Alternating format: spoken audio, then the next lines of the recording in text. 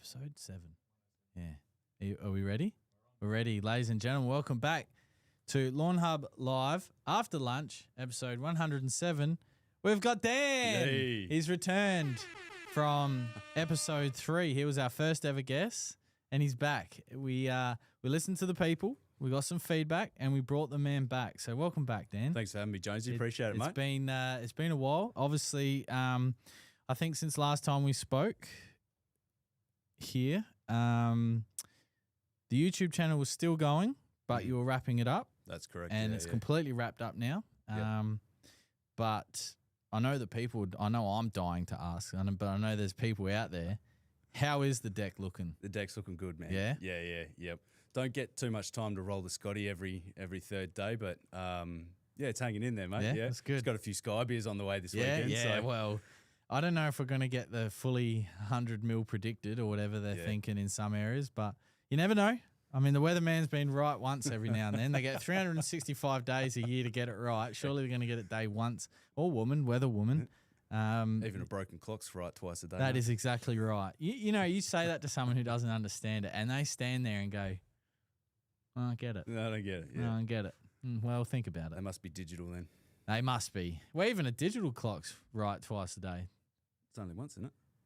Well, it's 24 hours? Well, it depends if it's one of them people that don't know 24-hour time. Right. You know, that's me. Yeah.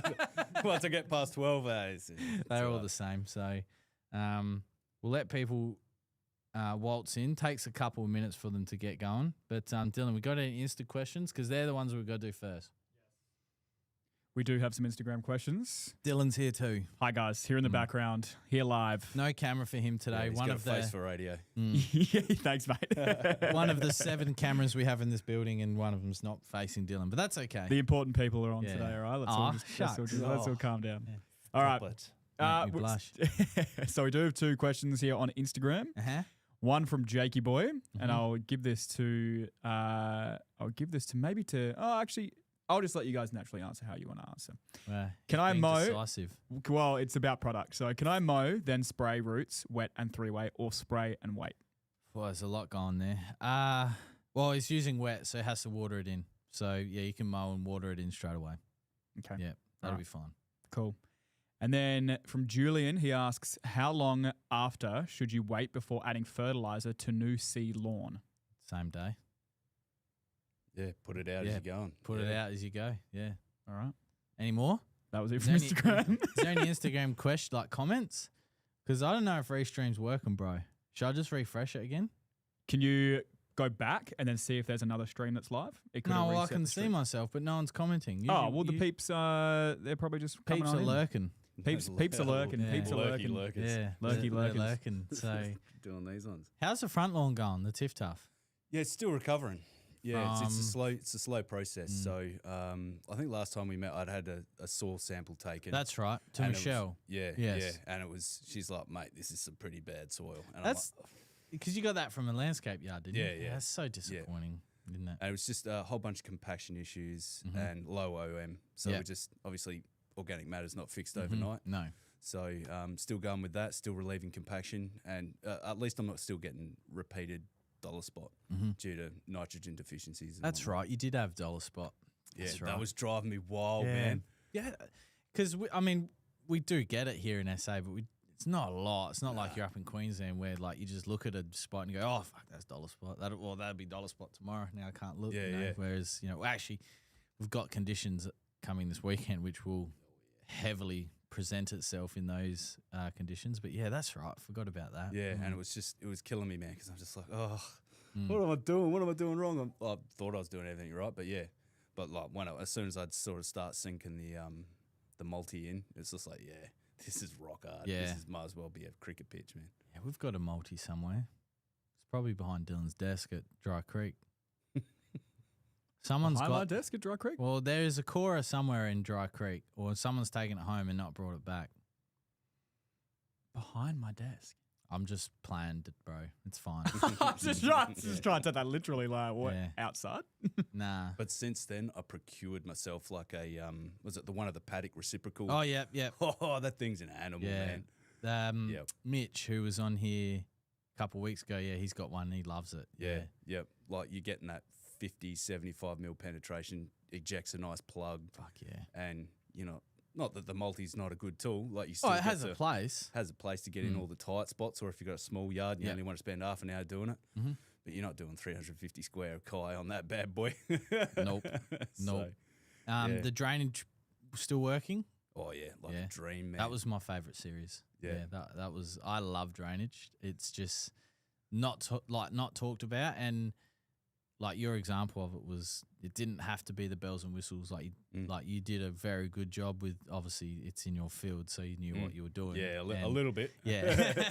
So the hardest bit was actually, the first bit was, had to find my outlet and then back calculate 1% from there to a pit, and then back calculate again 1% to another pit. So to make sure I still had coverage over the whole system, but also full.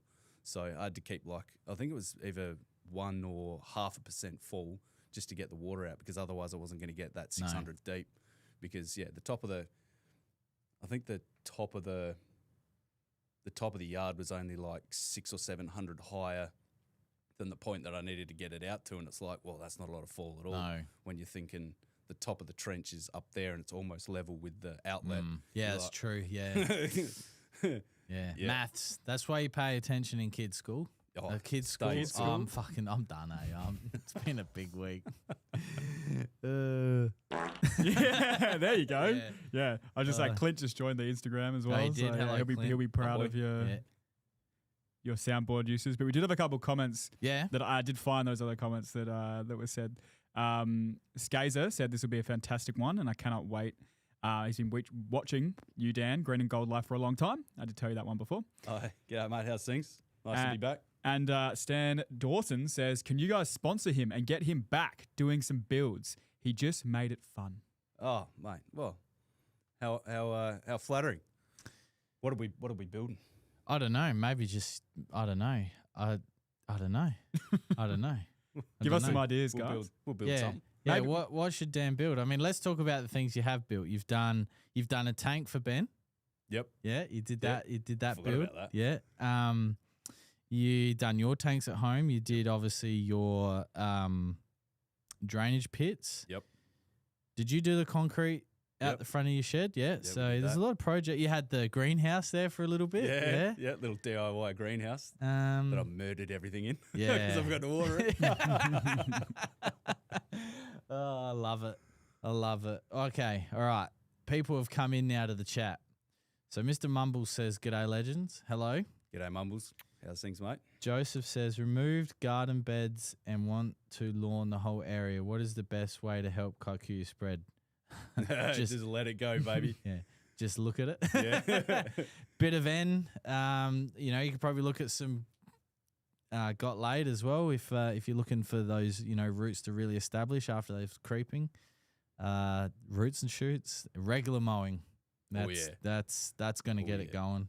But also, don't be afraid to take some plugs. That's right, yeah. So the great benefit about plugs when you take them, you take it from an inconspicuous area and you pop it in where you want it to spread.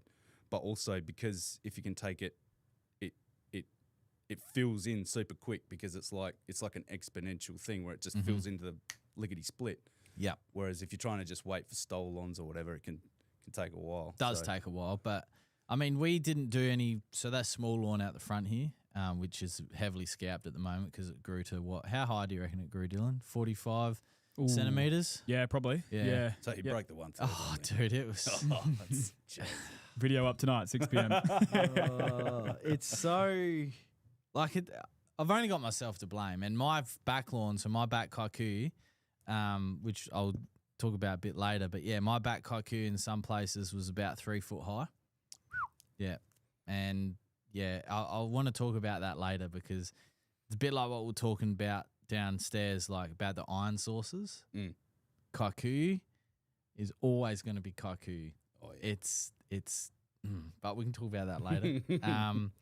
But yeah, regular mowing once the kike is starting to creep, that's going to help it even establish quicker. And like Dan said, plugs. If you can get a plugger. Or you can make one. There's plenty of videos online now about how to make them. But, yeah, I suppose there was a product called the Pro Plugger Well, it still is. And just like everything in this world, a cheaper alternative comes along and you can buy 2 or 3 for the price of one. So, yeah, I'm not sure what your stance is on that, where like someone comes out with a premium product and then all these cheap copies come around, because I'm undecided. The premium product does all the R&D, right? Does the hard work to present a product to the market, and then these other brands come in and make it. But by doing so, they're making it cheaper, which is then more accessible to people, which means that more people in this space, this hobby, are going to be able to enjoy it. But yeah, it does shit on the original one, doesn't it? I mean, it does a bit, but then again, you get what you pay for. That's right? true, yeah. And the alternative that I'm talking to, the Pro Plugger, I have read some horrific reviews. So, yeah, that's probably a great point. Yeah, so the boys have spent, how many hours on top of a Pro Plugger punching away, so they know where the weak points are, where to weld it, what size material to use, all that sort of stuff. So sometimes you can't beat the original, man. No, and we're starting to see that. It'll be interesting, obviously, with the launch of new chlorantraniliprole liquids, so Acelepryn liquid equivalents. That's come off patent. That came off patent at the start of the year. So there are generics starting to hit the market. So that will be interesting to see if they do last the same amount of time as Acelepryn. Obviously, Syngenta have spent billions, if not trillions, on that formulation. And they were the ones that brought it to the turf and lawn garden market. Obviously, in the crop, they didn't. That's where a lot of people are getting confused. It might surprise a lot of people, but there are different registrations for crops and lawn. You can have actives.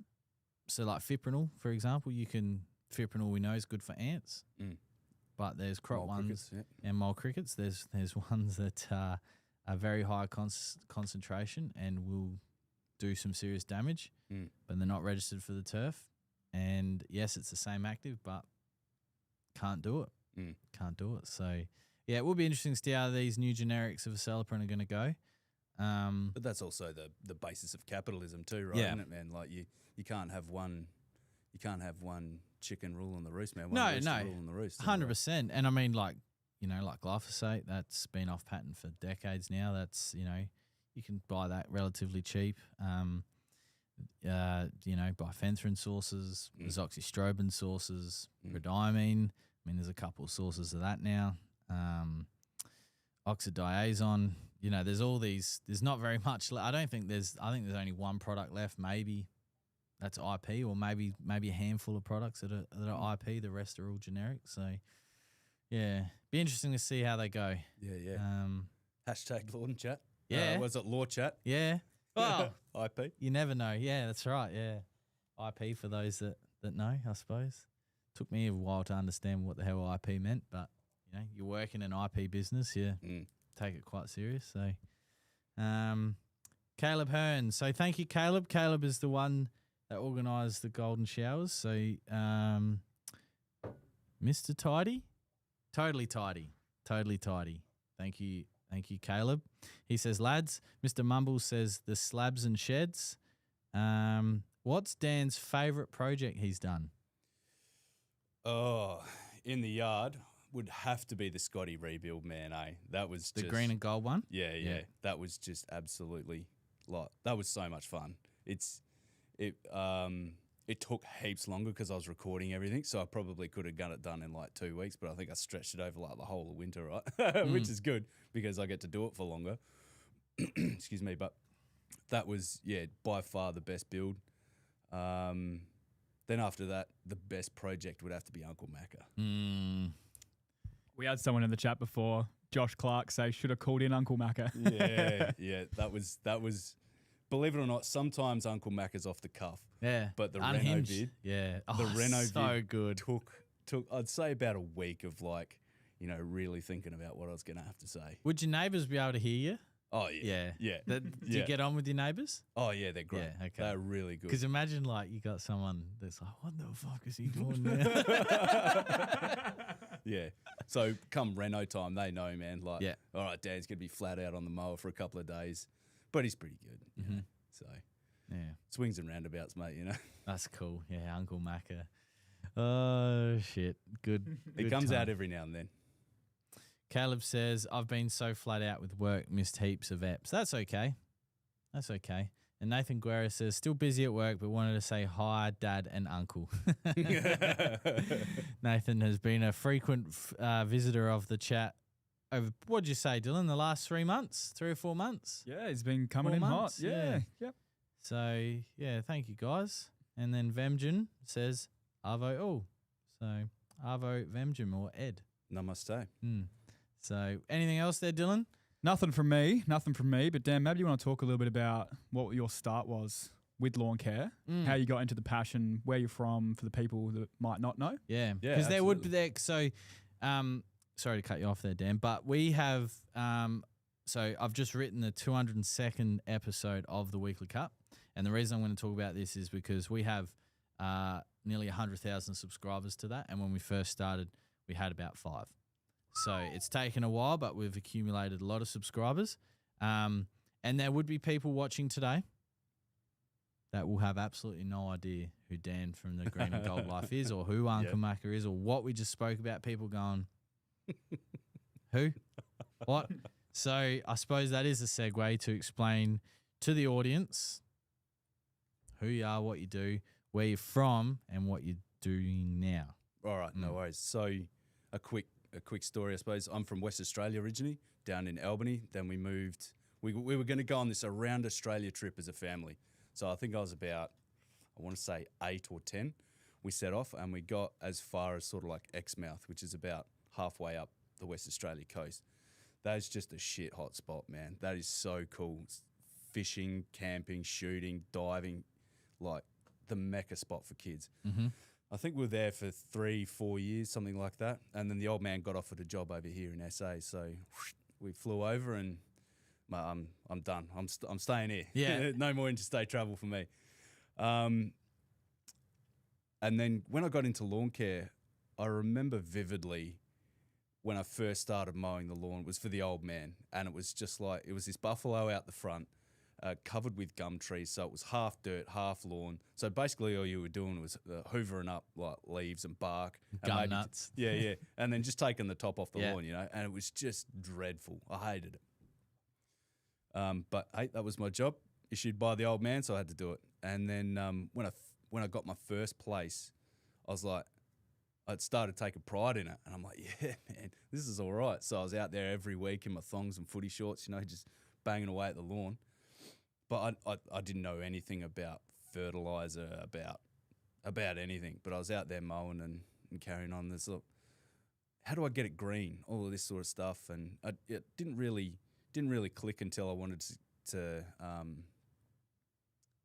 get stripes in it, because I was sitting there watching a Test cricket match once. I'm like, how do they do that, man? I want my lawn to look like that. Mm-hmm.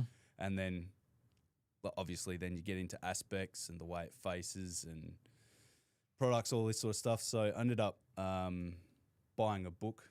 It was like Sports Turf Care Management for Idiots, something like that. And started reading some of that. And then obviously Ben Sims came along and dumbed it right down for absolutely everybody. I'm talking back in the day, whenever that was. When did he start? 2017 or something? Yeah, he would have had his fescue lawn back then. Yeah.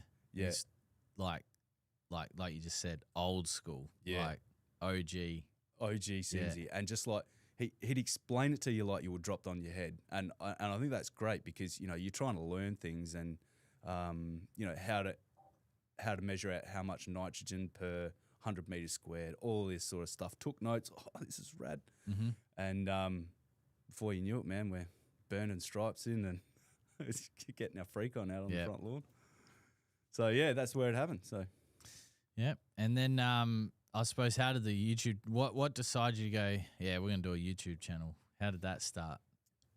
I remember on a Saturday morning, I'd always sort of kick my feet up, watch Ben, maybe some Connor Ward. And Connor. Is he back to it now? I don't know. He got sick. And then he released a video for his town's fair where they throw lollies. Oh, yeah. He got his lawn up for that, but he hasn't posted for so long. I loved watching his stuff. I remember his shed build in the snow out the back. Oh, the she shed. Yeah, that was so good. Yeah. You know, but yeah, I haven't seen him in such a long time. I think he genuinely got burnout. And you know, I think he'd cop a lot of criticism as well, like everyone does online. And he's like, you know what? I'm happy doing what I'm doing. I'll just upload a video every now and then. Then he got sick, so but I think he's all right now. But yeah, I used to love it. His renovation videos where he'd just go do the cores and then he'd get those, you know, the dog and tipper deliveries of sand. He'd shovel it into the back and he'd drop the wagon and then he'd go over it with his 4-wheel. It was wicked. Yeah. Anyway, sorry. No, well, it was just, sad days sitting down, watching some lawn stuff, and it's like, I reckon I could do this, man. There is so much more to it than just talking to a camera. And, like, I'd say at minimum, once you're up and rolling, at minimum, it's at least 10, 12 hours a week dedicated to YouTube. It's a lot. Which was typically after work, after the gym, after dinner, and then like just sitting on the couch, TV on in the background, you know, editing up some stuff. So, I mean, essentially we all sort of say the same thing, right? Like we all say, you know, put your fertilizer down, water it in, wetting agents, pre-emergence, insecticides, so on and so forth. But I thought I could say it differently, you know, and try and make it myself, but also entertaining. And or whatever you call that, was it fun-tertainment or whatever? I think there's a term for it. And I had a blast, man. I truly did, but unfortunately, life got real busy, and that's that. So I had to come to an end. Yeah, and you know, when you're not doing it full time, or you don't have, you know, people like Dylan in your art, like in your arsenal, it makes it like you got to do it all yourself, right? Yeah. And you know, there comes a time and a point, and yeah, I know when we mentioned, or someone mentioned like getting you back here, like there was quite a bit of excitement, so that was good. So it's good, man. Well, I'm glad to be back. Because you're like, I know you just said like everyone talks about the same things, and we do. And like I said out there, nitrogen, you know, fertilizers. Like I said, I can tell you where they come from, and I can tell you what state they go to. Like fertilizers, not really much happening else. Like fertilizer, like granule fertilizer, right? But although ICL are doing some pretty cool shit. Anyway, your approach shifted from a sort of mainstream to soil health, and you know, you might have, I'm pretty sure it was you, but you did a bit of an experiment with neem oil and that sort of stuff. Like no one talked about that. No one was talking about that. And you were like obviously conscious of, you know, applications and all that sort of stuff. You had the worm farm. Or the compost, and all that. So, like, at that time, I'm sure there's hundreds of people doing it now, but there wasn't very many people talking about that. And, you know, a lot of the stuff that you spoke about was accessible for a lot of people. So I think that's why a lot of people resonated with your content. And then, Uncle Macca was just the cream on top. I got told that's just Caddy dialed up to 12. You know, just... Fuck, that's so funny. But, I was a little bit upset about the neem oil, because it wasn't very cost effective, right? And it's more of a knockdown, not a preventative, which is why obviously we go back to the Celebrant GR, because you know we think about these insecticides and we don't want it to get directly to the waterway, because now I've got a drainage system that's directly under my lawn that goes to a creek. So you want to be responsible in the way that you apply your chemicals, so you're not damaging the environment, right? I was doing some research and came across neem oil, which we could get from the plant doctor at that stage.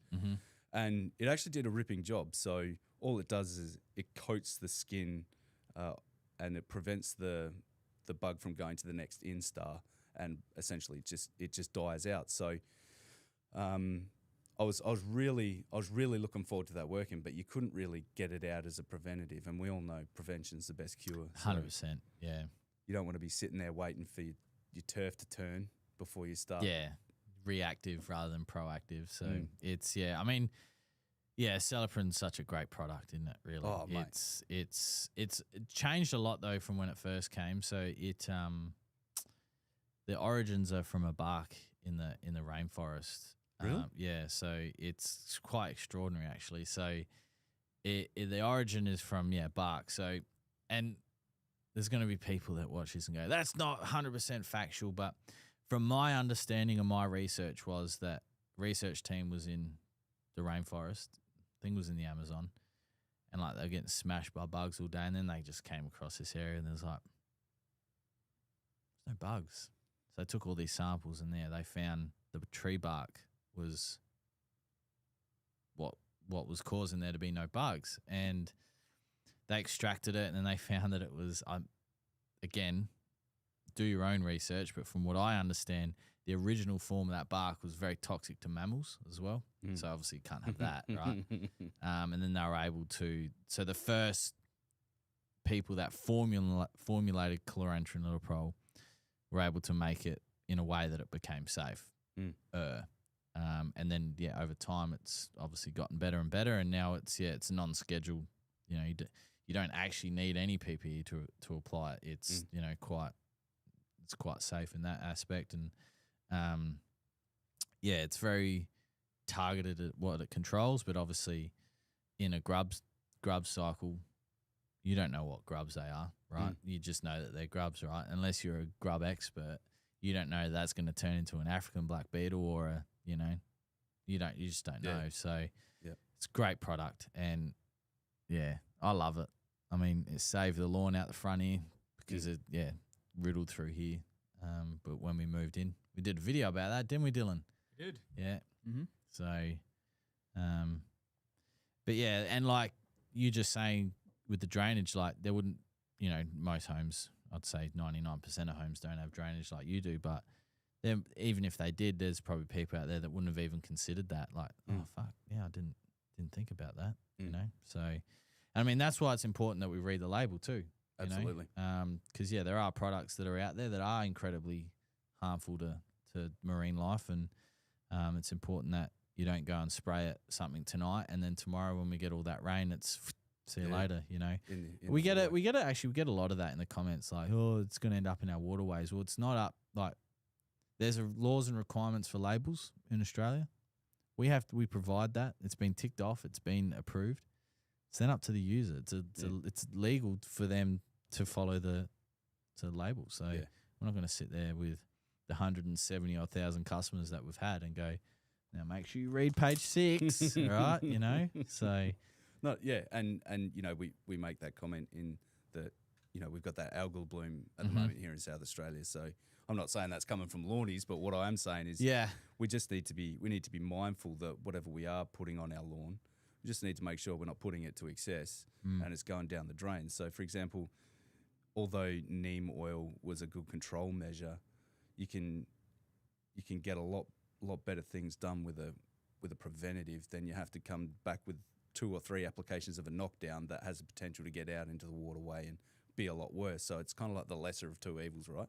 So that's why Dylan drinks Coke no sugar. Exactly. Exactly. The lesser of two evils. So they say. So they say. But no, you're right. And like things like bifenthrin, very good at what it does, but it kills shit. Oh yeah. Effective. It is very effective at killing shit, So obviously, if you have pollinating bees, it says that on the label, do not use around pollinating bees. I would argue that if we did a survey of 1,000 bifenthrin users that are not pest users and like just general homeowners, I would argue that probably 10 had probably read the label. And it's, we talk about it all the time and we get laughed at in comments. We get laughed at in videos for, tell me to read that. Well, that's where all the information is, like, you want to be ignorant to the fact of what you're doing, by all means, just read the application rate and way you go. Yeah, so, it's interesting. Label, that's not where I thought this chat was going to go, label topic, but it is very important, and you do find all the information there. It's so funny. You find all the information there. In some labels, it'll link you straight to the SDS, which will tell you the acceptable exposed amount levels to a human per day for them. And like that's another one. Like, oh, if I spray this in my thongs, will I be okay? Well, maybe the first time, maybe the second time. Just don't drink it, bro. Just don't, But if you do that continuously for a long period of time, your feet are great receptors of picking shit up, and it's not somewhere I would want chemicals or anything coming through my feet, whether it's lawn related or, you know, anything related. Or the pets too. Mm-hmm. Yeah, pets. Because we have those re-entrant periods for a reason. Yeah, it's funny. But I mean, I've got my opinion on the home garden labels too. So there's different registrations. You got a commercial license or commercial registration label, which is what NSFW is. And then there's these home and garden labels, which are supposed to be easier for the home user to read. They're so much harder. It misses vital, important information like pre-emergent says there, use a coarse nozzle, right? But on the home and garden label, it just says just use a garden sprayer or a watering can. What? Watering can? What? What? What? What? What happened to the nozzle recommendation, you know? So... yeah. Oh, how much are you mixing up to go out with a 10-litre watering can? Oh, it's like over 350 Is quid. it 3 mils per 9 litres? Let's see how good my memory is. Let's see how good my memory is. I've got really weird memory for things sometimes, and sport memory. Are you into your sport? Yeah. Yeah. Yep. What's your sport of choice? Cricket. Yeah. Cricket would have to be at the top. F1s, getting right into the F1s at the moment. Oh, my OP was robbed. Yeah. It's funny how Oscar and Norris both had rocket ships, but as soon as the Constructors Championship was over, old Oscar just got a bloody tractor. Yeah. You know what I mean? That really gave me the willies. Well, there was also speculation that happened to Ricardo as well, right? Oh, yeah, of course. You know, they know what they're doing. Yeah. Cricket. I reckon, geez, the best test series, I reckon, was when India were here last. Yeah. Was that 2-3 years ago? Something like that. Oh, man, the argy-bargy, like the close matches. And then Virat Kohli. I don't particularly like him, but then... just hitting up Constas at the MC. Yeah. Just that, like, they talk about deplorable moments in sport. And that, for me, personally, is up there in the top 3 of the worst moments in Test cricket. Because, first of all, there was no need for it. It was just silly. It was childish and immature. But second of all, his path to get to Constas and then elbow him, fucking grow up, right? And he should have been sanctioned a lot more than what he was, because it made me so angry, because it was just like, why? You've got 12,000, 13,000 test runs or whatever, and you're smacking a 19-year-old kid at the MCG in his first test just because he's hitting Boomer for 6 over like third man. Grow up. Yeah. You know? Yeah. But, yeah, okay. Test cricket. I love test cricket. The rest of the cricket can do it. Like, they can fizzle it. I don't care. They can play with their dollies in the cot. I don't care. I hate it. But test cricket. It'd be nice to get a 5-day test out of someone, wouldn't it? Like the last test series were all over in 3 days or whatever it was. Well, Adelaide went out to 5. Here, like the Adelaide Test match here, the Ashes was really good. I didn't particularly like the MCG test, but I do feel for the curator there, because he was under instruction. So well, Cricket Australia set what they want for the pitch, don't they? And then the curator goes, okay. Yeah. I feel for him because Cricket Australia didn't back him up. So, 3 mils per 9 litres. He's on it. Yeah. So, very odd. Very odd. But yeah, F1's into the footy. It used to be, but I'm going to plead the old man card here and say the game's changed too much. Yeah, 100%. You know what I mean? Yeah. I went to go play it when I was back, I want to say late 20s, early 30s. I was just doing back-to-back hamstrings, and I'm like, man, time to hang up the boots, mate, you know? And so I've sort of fallen out of love with the game, but West Coast is my team. Of course. So, yeah, maybe I'll pick it back up again. I don't know. Well, maybe not this year. Maybe not next year. But maybe in a few years, West Coast will come back around. They don't usually spend too much time at the bottom, but they have of recent times. Yeah, yep. With young Reedy there. Yeah, he's a like, and again, the media cops it to him, but he's great value. Yeah. He The next Prince of Perth. Able to keep him, which is good. So, all right, we've got a couple of comments here. So Vemjam asks, Dan, ask Jonesy about the book.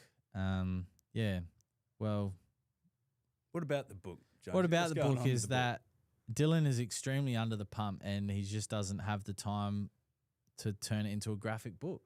So the book's written. There's just need to turn it into something nice. What book's this? My Ultimate Lawn Care Guide book. Oh, yeah. So it's. I mean, it's done. It's just got to put some pretty pictures up there. Yeah, pretty pictures. Put my face in there. Yeah. I've got maybe gardening day calendar photo, maybe. Yeah, well, maybe you never know. You never know. I'll need a cut of the sales for that. We need to find ways where the media department outside of ads makes money. So maybe a calendar is where it's at. You know, you don't want to see the rig at the moment; it's a bit sloppy, man. Oh, I think we're all there, right?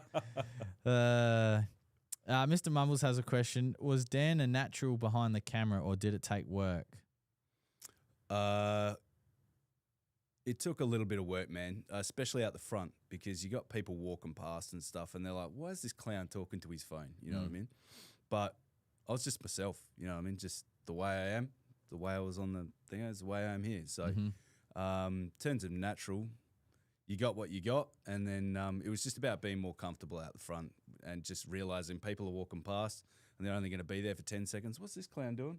And then it's out of their mind.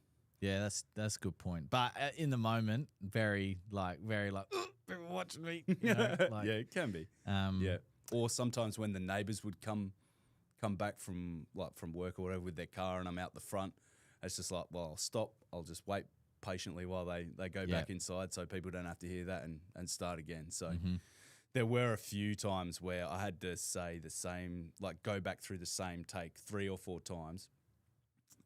Because it was either interrupted by kids or something or other. But that's the game, man. You know? And then he's asked, "What is your funniest moment behind the scenes?" Well, behind the scenes, funniest moment on the scenes is Uncle Mac. Just go and check that out. Behind the scenes, some of the time I spent over the east with Simsy. Also Dylan from Rusty Inspirations, and Brenton from the Aussie Lawn. Good lad, Brenton, as well. Oh, very knowledgeable man. He scared the shit out of me last year at the turf conference. He, I was talking to Syngenta, I think, at the time. And I had these big 2 hands just come at the back of me and shook my soul. Yeah. And I turned around and I was like, Brenton. Like, we'd never met before, but we'd chatted online. And we had a good chat. He's very knowledgeable. Very, very good for this community. Oh, absolutely, man. Hands like dinner plates too. Scared the shit out of me. Yeah. Like, he's probably forgotten more about turf than I'll ever know. You know what I mean? Like, really knowledgeable dude. And just great bloke. Yeah, just good, and the same as Ben, like we all at that point when I met him, Brenton was starting his online store, right? And there's a lot of people on like Ozilef, Lawn Geeks, all those sorts of pages who think we all hate each other. But like, I mean, probably internally we're competitive against each other because we're all trying to, make money so we can live and survive and do what we want to do. But we're all decent people. Yeah. Majority of us, like especially Ben and Brenton, like. I'd have a drink with them, or I'd, spend time with them, and like it's not us versus them or them versus us. It's no, they're absolutely, good people, man. Yeah. And, yep. So did you go to his house, Brendan's house, or Yep. So I went to Queensland to go and pick up a motorcycle with a sidecar. That's right. Yeah. That was a once in a lifetime journey, man. That was so cool. But the way that old mate, so when I picked it up, he had the sidecar and motorcycle set up plumb, but when you do that, you're supposed to actually have the sidecar towed in by X amount and then the bike leaning out by about 3 degrees, so you fight the camber of the road. But he had it set up absolutely dead plumb, so the whole time I'm riding back like this. Yeah, okay. And like my neck and everything was all jacked up. Wouldn't he have felt the same way? Yeah. But he didn't know what he was doing, so he's like, okay, I'll get rid of this thing. So I went up there, go and pick it up, and I contacted Ben and Brenton on the way through. I was like, boys, I'm coming to pick up this bike. You need a hand for a couple of days. Yeah, man, swing by. So when did I go? I went to Brenton's first, and we just had a great old chat out on his lawn, went out to pub for the thingo, and then packed up, left the next day, and then spent about think 4 days at Ben's place helping out with the landscape. Yeah, so we had the tank, helped out putting like the drainage layer out on the green.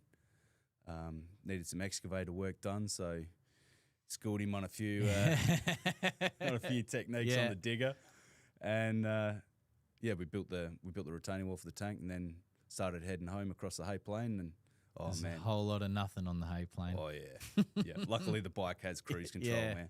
Oh yeah, didn't even think of that. Yeah, imagine. Oh nah, no, thank you. Yeah, fuck yeah, that's good. Oh, what a trip. You said before no more interstate trips, but do you reckon you'd go over to the US and do Route 66 on a bike? Absolutely, man. Yeah. Helmet off. Yeah. Yeah. Helmet off. Just pack my swag. Pack enough undies for the jet. I'm not washing. No. Would you start in Santa Monica, or would you start on the other side and come back to Santa Monica? I think I'd probably start on the West Coast, you know, and then go past Lost Wages. Yeah. You know, maybe drop and then get back on Route 66 and then go across. Do some time down in New Orleans, man. Get you know the Big Easy, get some decent grub and listen to some music, and but yeah. You've been to the States? Nah. Yeah, it's different. I mean, talking like I'm a seasoned vet, I was there for 11 days, but it was very eye opening. It's you understand, you get appreciation as to why the Americans are the way they are, and I mean, it's the country of the world, right? It's just huge. And I was in such a small portion, but there was so many people there. The scale, like we were talking downstairs, like the scale of the US is attractive for a business, but there was so many people there, man. There's just I don't do well with big people, you know. To be fair, like they were pretty good. Like we were there for a conference, obviously, but like we stayed in the Gaslight district of San Diego, and like it was fine. There was street parties. There was a little stand on the side. She make like hot dogs. There was a taco place called can't remember what it was, but shout out to podcast sponsor. Yeah, it was so good. Like they were like $1.50 US each, and we had them me and Clint had them for breakfast because Matt had a meeting. So we had genuine Mexican tacos for breakfast at like 8:30 in the morning. It was so good with an American Coke and tacos. And like, this is living, Barry. You know, this is living. Yeah. We spent a day in California, in LA. We went and saw the sign, and then stayed in Santa Monica. Went down Muscle Beach. Rode an e-bike down there. Did. Yeah, it was me and Matt had a great time down there. But yeah, that was fun. And like there's obviously so many people, like they don't care that you're there, right? And I suppose it all depends on the areas you go. Like we didn't go to the dodgy areas of San Diego. There was a mass shooting like 4 days before we got there. But that was on the other side of town. We were on the okay side of town. But so I suppose if you do go, just research the areas, man. Like, because Rose, she was saying like there's a street in Chicago that you go down and done. They don't care. Yeah, you know, fuck that. You know, won't be doing that. No, but nah, because at Santa Monica, that's where Route 66 ends or starts, depending on which way you go. But there was people, obviously, we're on the pier and there's people finishing or, you know, taking their photos and stuff. It was really quite cool, and it just felt like a movie. It actually, LA just feels like San Andreas or GTA 5 because that's what it is, right? Yeah. So we went to the observatory and I'm like, this is where I shot the plane out, you know. You know? But yeah. No. What about, did you get any of that? There's this thing, I don't really know much about social media anymore, but there's this thing where people like get Australians to say no. Nah. Didn't get any of that? Didn't get any of that. The only time we got picked up for being Australian, and this is so funny, was the first night we were there. So people might have heard this story before, but our flight was cancelled when we left. So it was delayed a day. We were supposed to play golf and, you know, do the full Hollywood experience. But so we had to cram a lot into like 10 hours after landing. So we went to the Hollywood sign, did that, came back, drove past Hollywood Boulevard, drove through like the streets where they make movies and stuff, and Matt's like, we should probably get going because it was like quite a while to get to Santa Monica. Got to Santa Monica, got to our hotel, got changed, and then we're like, we'll go down to the pier and just see what's open. So we were approaching the pier, and there was a group of, we'll call them musicians, right? Musicians. And they were talking, like they're trying to sell their CDs, right? And I'm not interested, right? And we're approaching them because that's what they've positioned themselves to see people, right? And like, whatever. Hey, bro, like, want a CD? And we're like, nah, all good, man. And he goes, oh, Australian. Like they're like at us like, no, you're Australian. You got to buy it. And I'm just like, nah, no, thanks, man. Like, all good. Have a good night, sort of thing. That's the only time, other than the people that were meeting that obviously knew that we were Australian. But yeah, that was the only time that they really got us. That So you didn't get the no. Nah, I didn't get any of that. And then we had bubblegum shrimp for dinner. That was my first meal in the US. Yeah, that's actually a thing. Yeah, Bubblegum shrimp. Yeah, so that was on the pier there at on the Santa Monica Pier. Yeah, right. So what an experience! It was pretty cool. That's where I had my first American Coke in a tumbler glass like this big, and we went to because then Clint and someone else flew in the next day, Scott.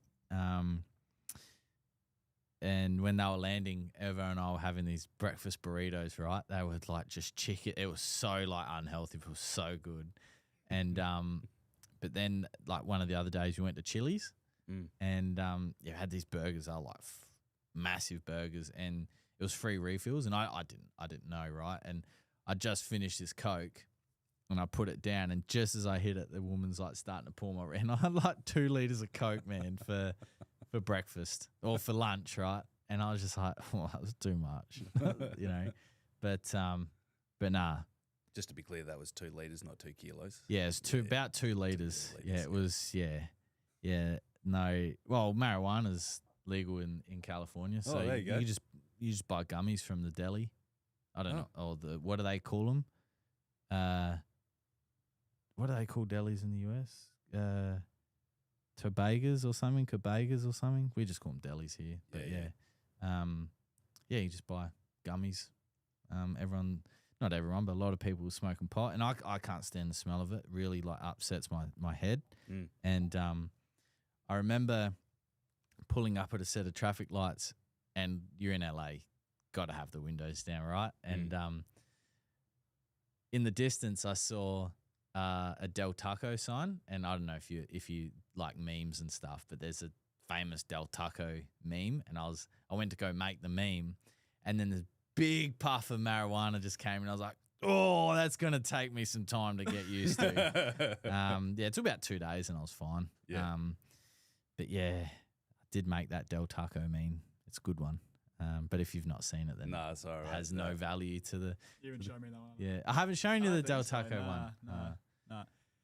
But yeah, sorry, we just got really off topic there. No, yeah, it should good. be. Yeah, so if you do want to go to the US, do it. Yeah, and absolutely. do it because you only live once, right? Yeah, I'm so keen. I'm so keen, but I also want to go to like Bali. Haven't been to Bali yet. Yep. Want to go running with the bulls. That seems like a pretty good time. Hike the Kokoda.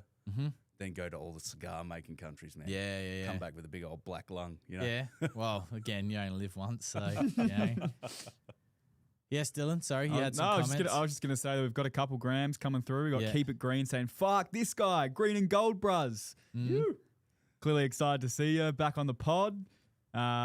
We also got Riz_Grasshole saying, "Not all lawn people are nice. Let's face it, we're all a bit fucking weird." I concur with that. Yeah, we are a bit weird. Yeah, and that's some fine. of us are okay. Some you could get along with. Fuck normal, right, Surface Dylan? level. Fuck normal. Absolutely. Yeah. Now, Luke Francis made a comment here quite a while ago. Sorry, Luke. Boys, wildly off topic, and someone may have beaten me to it, but I think I've cracked the Easter egg hunt on the webpage. Is it the word moist in the URL of wet? And yes, you are correct, Luke. Unfortunately, you're a bit too late. Luke, you know that it's cracked, right? There's no way, because that's 2 in the span I got of an 2 email weeks. too. I got Did an you? email, the separate email, which I had to say yes, but it's already been done. Yeah. Someone was really close, saying they were on the wet page, but they didn't guess the URL. Okay. Do you want to explain to Dan? So, yeah, I mean, it's Clint's story to tell, but I'll give you. More just about that we haven't had an Easter egg on the website. Yeah, so we have had an Easter egg on the website, which I noticed in like my 3rd or 4th day of being here, and it's relating to Clint and a previous business venture that he was a part of where he got screwed over, and yeah, so in the URL of wet, instead of wet 1 liter, it used to say, or it still does, it says moist 1 liter. Oh, yeah, okay. Yeah. So a little bit of a nod to... Yeah, so, okay. So yeah, Clint was a part of that business to begin with, and yeah, long story. Clint's talked about it on this podcast many a times, but like I don't like telling people stories, and that's his story to, if you want to listen to, we'll ask him. So, but yeah, Hawks 2015 says, "G'day legends," and he said that he enjoyed Dan's Scotty Bonner videos. Oh, cheers, man. Yeah, I had a lot of fun with it. It's funny, they're so precise. You know what I mean? Like, like 1/8 of a turn on the screwdriver will get you reel to bed knife or whatever. Then locking it back off again, and it's just like, oh. It's a lot. It's a lot. And yeah, I mean, you could get a Toro worth $27,000 walk behind, but you still have to adjust it. You still got to look after it, you know. But yeah, they are cool machines. And then what the fuck is my hashtag? I think is what the extended version is. Says, "Oi, how'd you get Uncle Macca on the pod?" Pulled some strings. Pulled some strings. KC Grok says, "Hey gang, hello. Has Dan now swapped out the Scotty for a Zimmer frame?" Yeah, a little bit. Yeah, we're not walking too well at the moment. I got a bit of a crook back at the moment, but backs don't need them. Overrated. Nah. Just need to go down to Repco, get a new L3, L4. That's right. Kira says, "Happy Friday, legends. Happy Friday, Kira. Hope you're well." Bearded Sith says, "Hello." All right. Derek Radley says, "Hey, Jonesy, you are usually spot on, but the other day you said Power Jet was not safe for Kentucky bluegrass. Well, actually, I have Kentucky bluegrass lawn, and I use Power Check without issue at label rates in conjunction with Spartan. Here's a link that backs me up." Oh, here we go. Yeah. That's fine. Don't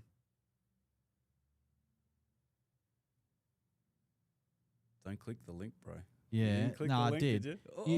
You can, like, I mean, the label says that it's not registered for that use. So, and considering that I've been in trouble with letters before, I'm not going to suggest anything off label ever again because people watch this fucking podcast and dob me in. So, dogs.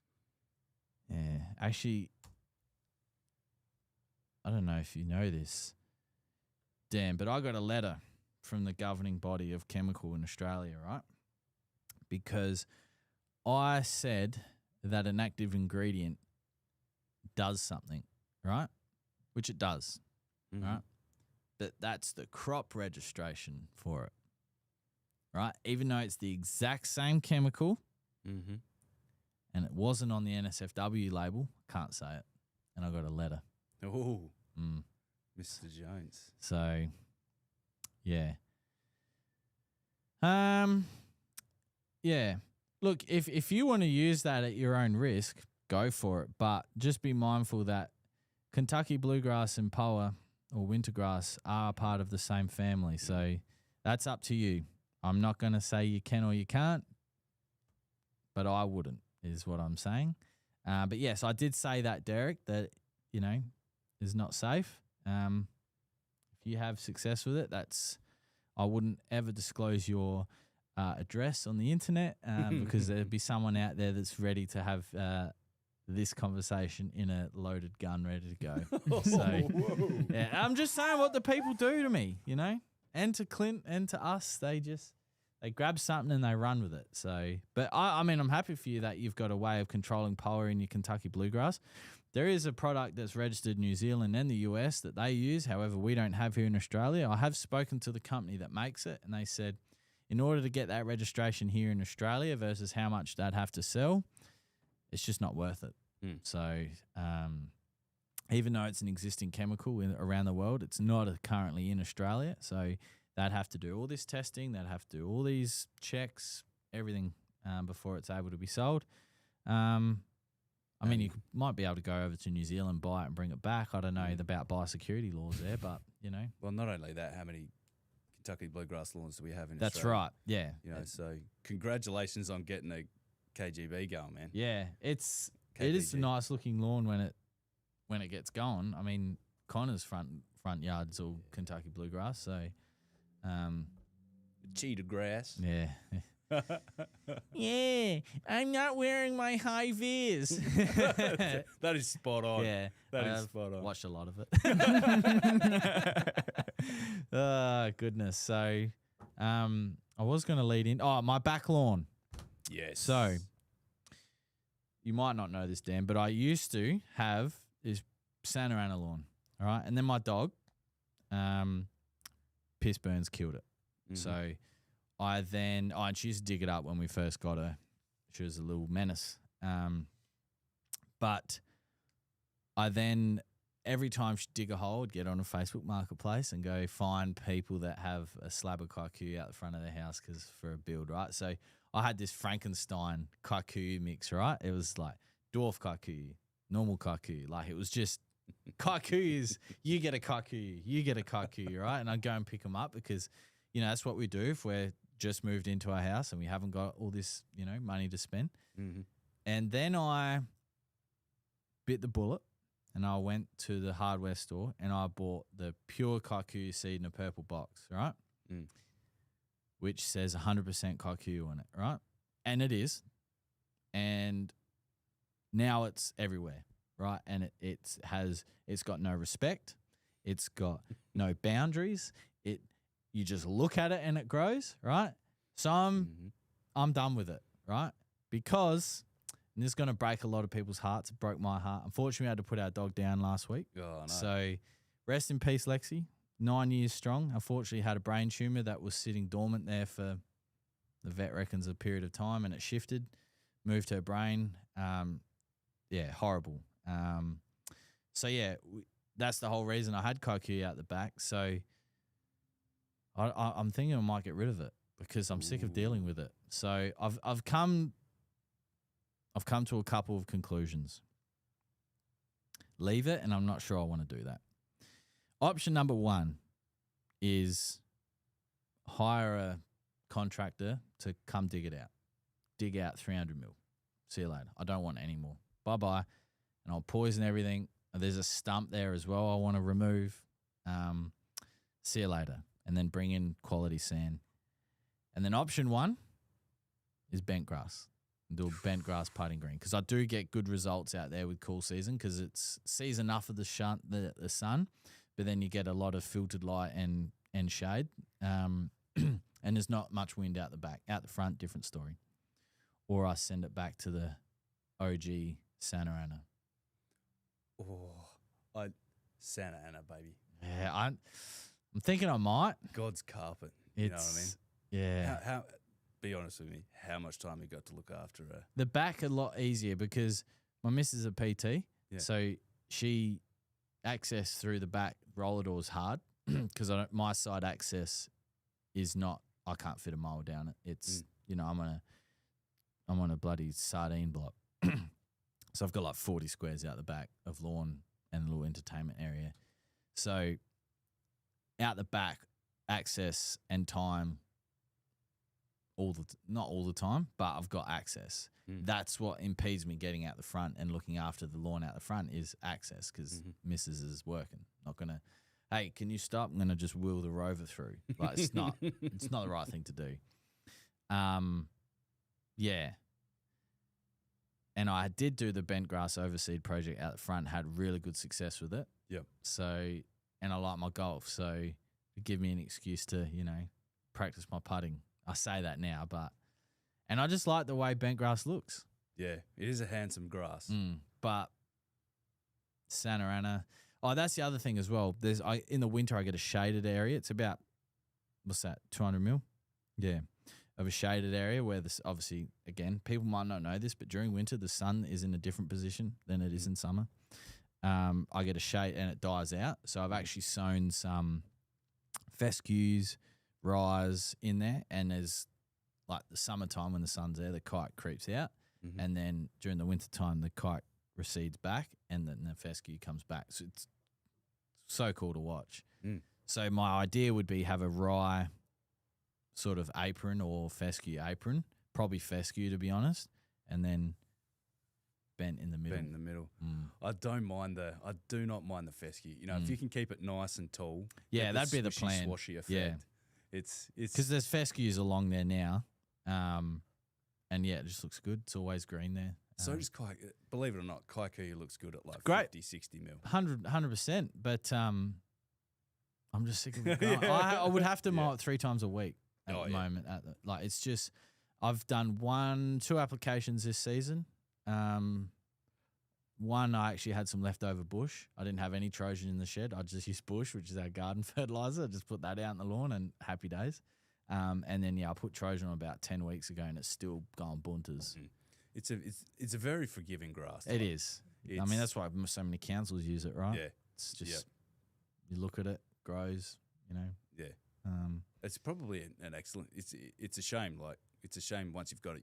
But like, it's a great beginner grass, I think. It is. And an established grass. I mean, North Adelaide Golf Course, the South Course, that's all striped up. That's all kaiku. That's the main one at North Adelaide there. That's all kaiku. So looks pretty good to me. So when you do want to do the kaiku, you delete though. What's the plan? You're just gonna like. I'll spray it. Yeah. I'll spray it first, and then would just hire someone to come take it, and they can deal with it. If it costs me fucking $500-600 to dump, I don't care. I don't want it anymore. Like, So I got told the best way to get rid of kai, and people can add in their 2 cents worth, is to hit it with the glyphosate, let it come back, hit it again, water it, fertilize it, get it to come back, and hit it again. So that's what we did at Dad's place when we did the green build at his place. We sectioned off, sprayed it probably 5 or 6 times, watered everything. And he's got very, very minimal, like no kaiku popping up, just what comes in from the side, which is easy to manage. You can pull it by hand or spray it out. But yeah, I haven't decided exactly what I'm going to do just yet, but I would like to get this the Rover out the back there because it's, I don't have a dog now. So I don't have to have it looking like a decent length for her. But then if I do the bent grow in, I've got grow mats from this company here out there, so I'd use them to grow in the bent, and I'd say in about 6 or 7 weeks you'd have a decent surface, but that's a long time, and it's a long time without, especially if we want to go out the back, it's a lot of dirt and mud being brought into the house, so that's That'll make you popular with the chief financial officer, no doubt. Yeah. So get in the comments what you think I should do. What about your growing medium? What are you thinking in terms of soil profile? If I'm gonna do bent, I'm gonna do I'm gonna full wig out on it. I'm gonna do a proper sub base sand. Like it'll be a sand profile. So when I move out, whoever moves in stuffed. Like they're gonna be like, what is this lawn, man? Yeah, that if otherwise, if I was just going to do Santa Ana, it'd probably just be an 80-20, to be honest. Like, I'm not the 80-20 that I get from my local yard's pretty consistent. It's pretty good. I need their number. Butt Rose at Williston. Yeah. All right. Yeah.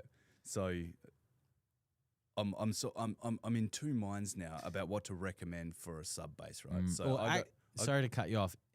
I'll tell you what it's called after this. I'll tell you what the loam is actually called. So you could ring any landscape yard, and if you get the purchaser or someone who knows what they're talking about, and you say, "Hey, have you got this?"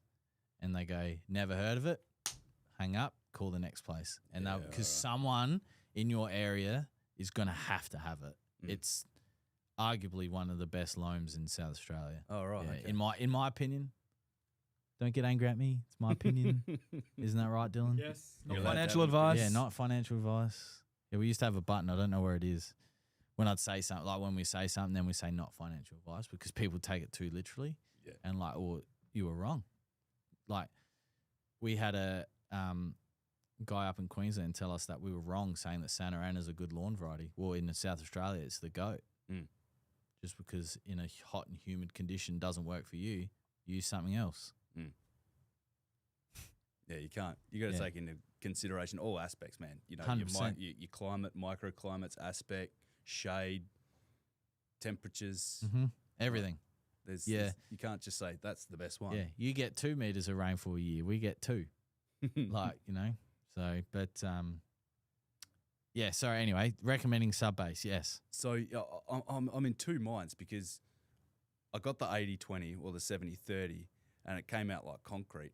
But then when I did the backfill for the drainage project, I got like an organic mix, and then I started getting mushrooms, and I'm like. So once you get the shrooms, man, there's you got it. Well, that organic compound is just going to continuously break over and over again until it's all depleted. Yeah, and then you're back at where you were, except now the soil's indented because all the organic material is broken down. So I'm thinking about just going back to the 80-20 and putting up with compaction, or potentially, like you said, like a sand profile. Yeah. Like I mean, obviously, with a straight sand profile, you're going to be putting more inputs into it because it's going to be flushing through the system a lot quicker. Especially if you get like a real like the Lawnhub top dress sand that's available at SA Landscapes. That's a triple wash, multiple particle size top dressing sand, but it has been used to construct greens before. But it's it's good at what it's doing. It's draining, So multiple. Particulate size. So is it still round? So we're not actually getting compaction. So it's a washed sand, like it's not angular or anything like that. So it's harvested, it's mined on the York Peninsula. There's a sand mine out there. And yeah, so multiple particle sizes to avoid compaction, essentially. So if you get them under a microscope, I'm sure they're not all perfectly round. It's going to be, allow oxygen flow and water flow through the particles. Some obviously building sands, which you wouldn't want to use at all on a lawn, they're used to compact, right? That's their sole base to compact. So it's there was a big topic about the Lawnhub top dress sand on the Lawn Geeks this week, and unfortunately, there's not enough people that understand how a landscape yard works. Sometimes they need to come back and they don't empty the trucks properly, and you get rubble and crap in your sand, and which is not great. I'll admit it's not great, but the sand itself, the Lawnhub top dress sand itself, where it's mined from, is so pure. It's to see it in action is something special. It's like whoa, and they call it the Lawnhub top dress sand because that's what Clint called it, but that's not its trade name. But it's it's our top. That's what we called it. Just like. This water, you could bottle this water and call it anything. It's just but yeah, they've used that to construct greens before. The Mount Compass quarry's got a lot of different sand options as well. I'm sure there's minimum water requirements, of course, as well. Yeah. There's your local landscape yards. A lot of them, the good ones will have access to all the pits in South Australia, and it'll just be a case of going, hey. Do you have access to this? What's the minimum? Oh, it's actually in the yard, man. How much do you want? Like, you never know. But when you know what you're asking for, it makes what you're looking for a lot easier. Absolutely, yeah. And landscape yards are scary places because if you've never been to one and you don't understand how they work, you don't know what you're asking for, people get overwhelmed. Like, it's a lot. It's a lot. So sometimes it just pays to check the bucket of the sales loader. 100%. Just have a quick look. Yeah, can I go out and have a look? Is that okay? Yeah. If you tell them, look, man, I want to top dress my lawn, I'm rolling a cylinder mower. We just want to make sure we're getting as clean as we can.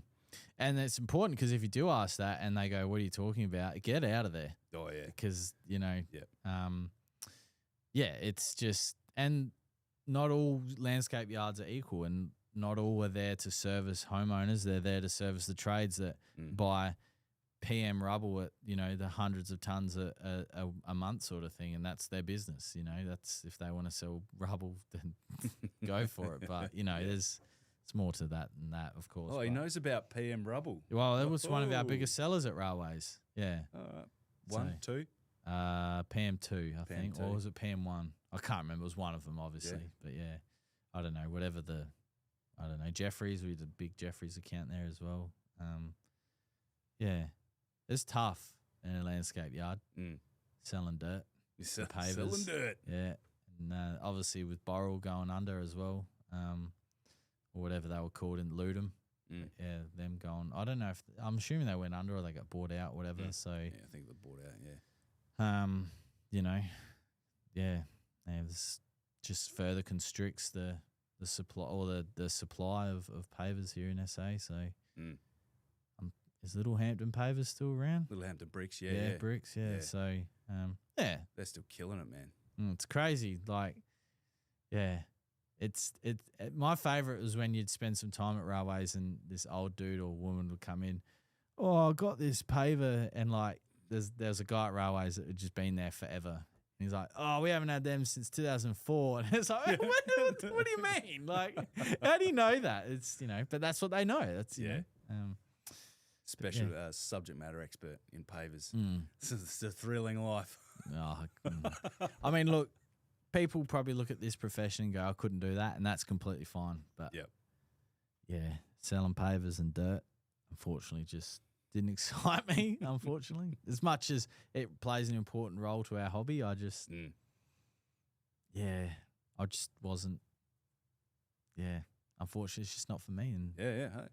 You know, so Dan, are you allowed to talk about what you're doing now? I suppose I can give a brief synopsis. So explain to people, because I need to do a wee. Explain to people in what, because the Torrens to Darlington project is not a secret, right? It's definitely not a secret. So I suppose explain to the viewers what that is, and then sort of what you can explain your involvement in that. And it's basically why he can't make YouTube videos anymore. So that's a roundabout. I'm going to do a wee, and then... Yeah, I'll be quick. All right, okay, so we'll talk. You can still talk to the people, but right, nice. I am here with you. So, currently working on the T2D tunnel, in construction verification. So, we want to make sure that everything's built to the design and specifications. So, going through and looking at how the boys are building things, offering feedback. Witnessing hold points, that sort of thing. So it requires a vast knowledge of construction. So not just one specialty. You've got to be across multiple specialties, which is great because you don't get bored. You know what I mean? So we're talking things like structural concrete, shotcrete. Currently going through a bridge erection. So let's get a little bit one of those bad boys. So we're about to start some more CFA piling for a tension slab. But also what's exciting about the project is not only the TBMs, that's pretty cool, right? So the big old worm that's going to dig the hole. Yeah. But concepts maybe some people don't think about when we're building these structures. So for example, the lowered motorway, because it's a big concrete slab that's, I want to say, about 20, 30 metres wide, what people don't realise is sometimes at that, if you've got a water table above your concrete base slab, you got that hydrostatic pressure trying to push your base slab up like this. So we've got to go and install some CFA piles that sort of create tension to hold it down, so that we don't have cracking and whatnot. So I hope I haven't given too much away, but bored the people about civil infrastructure. No. I think it's one of the most interesting projects in Australia, not only just Adelaide. Like, it's pretty remarkable. Have they started digging yet? Like with the big worm, or is that yet? That's still we got some time. We got a bit of time now. So currently, one of my colleagues is assisting in the construction of a base slab. So this base slab is also going to be part of the motorway, but there are some temporary works a part of that allow the TBM to actually push off of and force itself into the wall. So thrust blocks and welding trenches and all this sort of stuff. So hopefully I don't get in too much trouble for what I've just said. I don't think I've let anything proprietary or named names. Well, if there's anything that you want us to remove after the fact, we definitely can. I'm sure the state government will be out here soon, and they're definitely watching this podcast. That's for sure. Instead of working, but it's actually, like I say, it's really interesting because my current role, I get to experience a wide range of trades and structural elements and that, and I've been in construction a while, so I know a vast bit. I'm not going to say I know everything, right? But you're dipping your toe in all the areas and being exposed to project. To other things that I wasn't aware of. So yeah, no, it's wicked. It's wicked, mad. Yeah. Do you know how many people are working on the project in total? Nah, a lot. Yeah, it's like the entire way down. There is always people. Yeah, just it's working. a vacuum of resources. I think I saw 5,500 jobs on a banner somewhere. Yeah, okay. Don't quote me on that, but there is like wouldn't be people surprised. everywhere. Yeah, and they're still under resourced.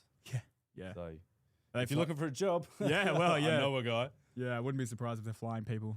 Oh yeah. We're getting people in from France.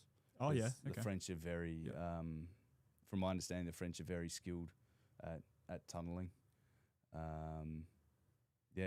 People from all over, man, all walks of life, which is cool as well because you get that mixing pot of culture, and sometimes it gets lost in translation, but other times, you can talk a bit of shit with the boys and we all have a laugh. So. Yeah. Oh, good. Good. Yeah, you need that.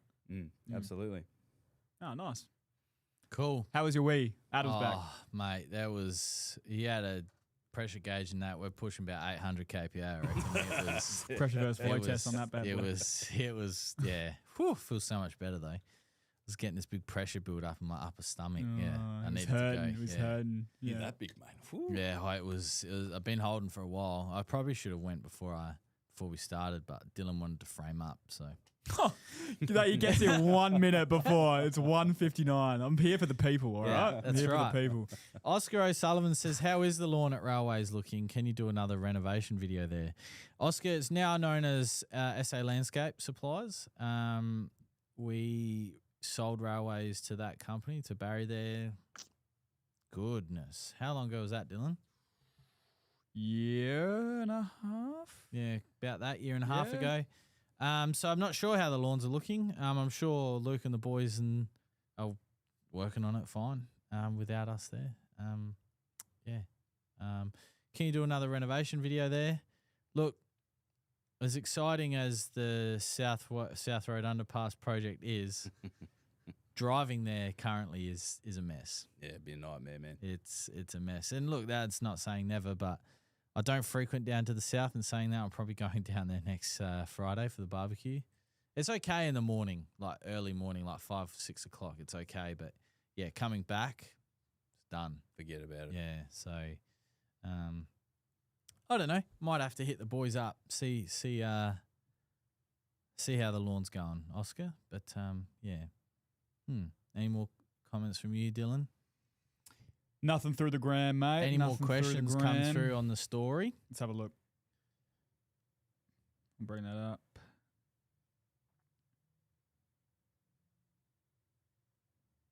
Negative. I'm assuming that this tunneler has got some wicked GPS in it, so it's not going off skay-woo like, oh, shit. There's going to be an amendment because now we've got an S bend in the tunnel. I kind of wish they would get lost and take it up Glen Osmond Road up the freeway. Yeah, I'm kind of hoping that happens, but no, I'm not sure how they control it and pilot it. I've never been exposed to a tunnel of this sort of scale. Yeah, but hopefully they make a mistake and wind up out there. It'll be interesting because, like, at its peak, how deep below the surface is it? Do we know? Is that information? I don't know if I can say. No, that's all right. Because like I was thinking about it the other day. Where was I coming back from? The aquarium shop, Seaview Aquariums. Very good place, mind you. I like going there. It's your happy place. Simple pleasures. It is. Well, I got I like going there. Yeah, it's set up like like an aquarium. Like, you know, like, no, it's not quite, it's just nothing like Melbourne Aquarium, but you walk in and there's nice display tanks and then, anyway. Yeah, and obviously I saw that big green beam that you were talking about. I don't know if it was on the podcast or down there. Everything's sort of morphing into one, but I was standing, I was going, that's pretty high, that green beam, but surely the tunnel's going to be that and more underground. And just, I don't know, made me think, because there'd be people out there that would go, oh, my house is going to fall down, and, you know. Oh, no, we're like we're far enough that they're probably not going to feel it. Yeah. Yeah, especially with the substrate through which they're I don't want to say mining, but tunneling through, you know, that high marsh clay or whatever. It's pretty absorbive of that kind of vibration. So. There's a good video on YouTube about it, actually, about the project. I don't know if it's I don't think it's a state government sent one. I just think it's a guy who likes tunnels. You know? Yeah, boy. Just like those guys that like trains. Yeah. Well, and planes. I really like planes. I don't know why. I can't explain it. I really can't explain it. But I'm the same with lawnmowers, mate. Well, it's, you know, it's just who we are. We've got the flavours of tism. That's what they call it. Yeah, just different versions of it. So, we do have a question here. So I've got a couple. All good. So Cam Bissett says, does Australia have an equivalent product to Tenacity? That's the product I was talking about before. That's in New Zealand and the States. So, no, there's no equivalent to Tenacity. Yeah. No. Sorry. Yeah, that sucks. And Vemjum says, when should we start using Prem? And like, if you've done your 2 Trojan apps for the season or mini pill, like, it's probably start time thinking about Prem for your next one. So, higher in potassium and higher in iron, start boosting the plant up in colour and bit of health, bit of strength, resilience heading into the cooler months. Because, Vemjum, I think we'll have a short winter again. We had a short winter last year. It was hot, and then it was cold, and then it was spring before we knew it. Yeah. Just on that point, you know, plant health on the way into spring, especially with the summer variety, is so important. You know what I mean? We need to make sure that they've got everything they need to go into dormancy so that they can stash the chlorophyll, the carbohydrates, all that sort of stuff down in the roots, down in the rhizome stolon, so that when it does spring back, it's just back into it. Yeah. You don't want to neglect it in what's arguably one of the most important seasons, being autumn, so that when it does go dormant, it's springing back with vengeance when it comes back to it. Yeah. Especially with our pre-emergence as well. You know, that's that pre-emergence are going to set up yourself for next year in terms of weed control and all of that. So that's, what are we now? We're late close. Feb, so it's not far away. Very close. We that was a common question this week on our socials, emails, messages. We've some parts of Australia it's probably time, but like, it all depends when your last application was as well. You know, if you applied it 4 months ago, there's no point applying it now. You're just wasting 2 months worth of product, you know, so potentially. So, I'm a March, April kind of guy, more leaning into April, depending. Yeah. We haven't decided what we're going to do out the front here yet, whether we're going to oversow it again and stripe it up over winter or just build the strength and park it. I'm not sure yet. So I'm definitely an early April guy. Kind of lands with my birthday. Trying to take my birthday off and go and put out some pre-emerge. Yeah, bloody oath. Bloody oath. So I suppose the reason I do that is because I have winter grass that I really need to control. I don't get too much broadleaf at the moment, but by getting that out early enough, we're safeguarding against that winter grass when the soil temperatures start to get more closer to that 14 degrees, when that wants to start to germinate. So, think about getting that on order now, so that when, you know, you're not waiting for back orders or anything. And no, and definitely don't apply if you're in Adelaide in the next 24 hours.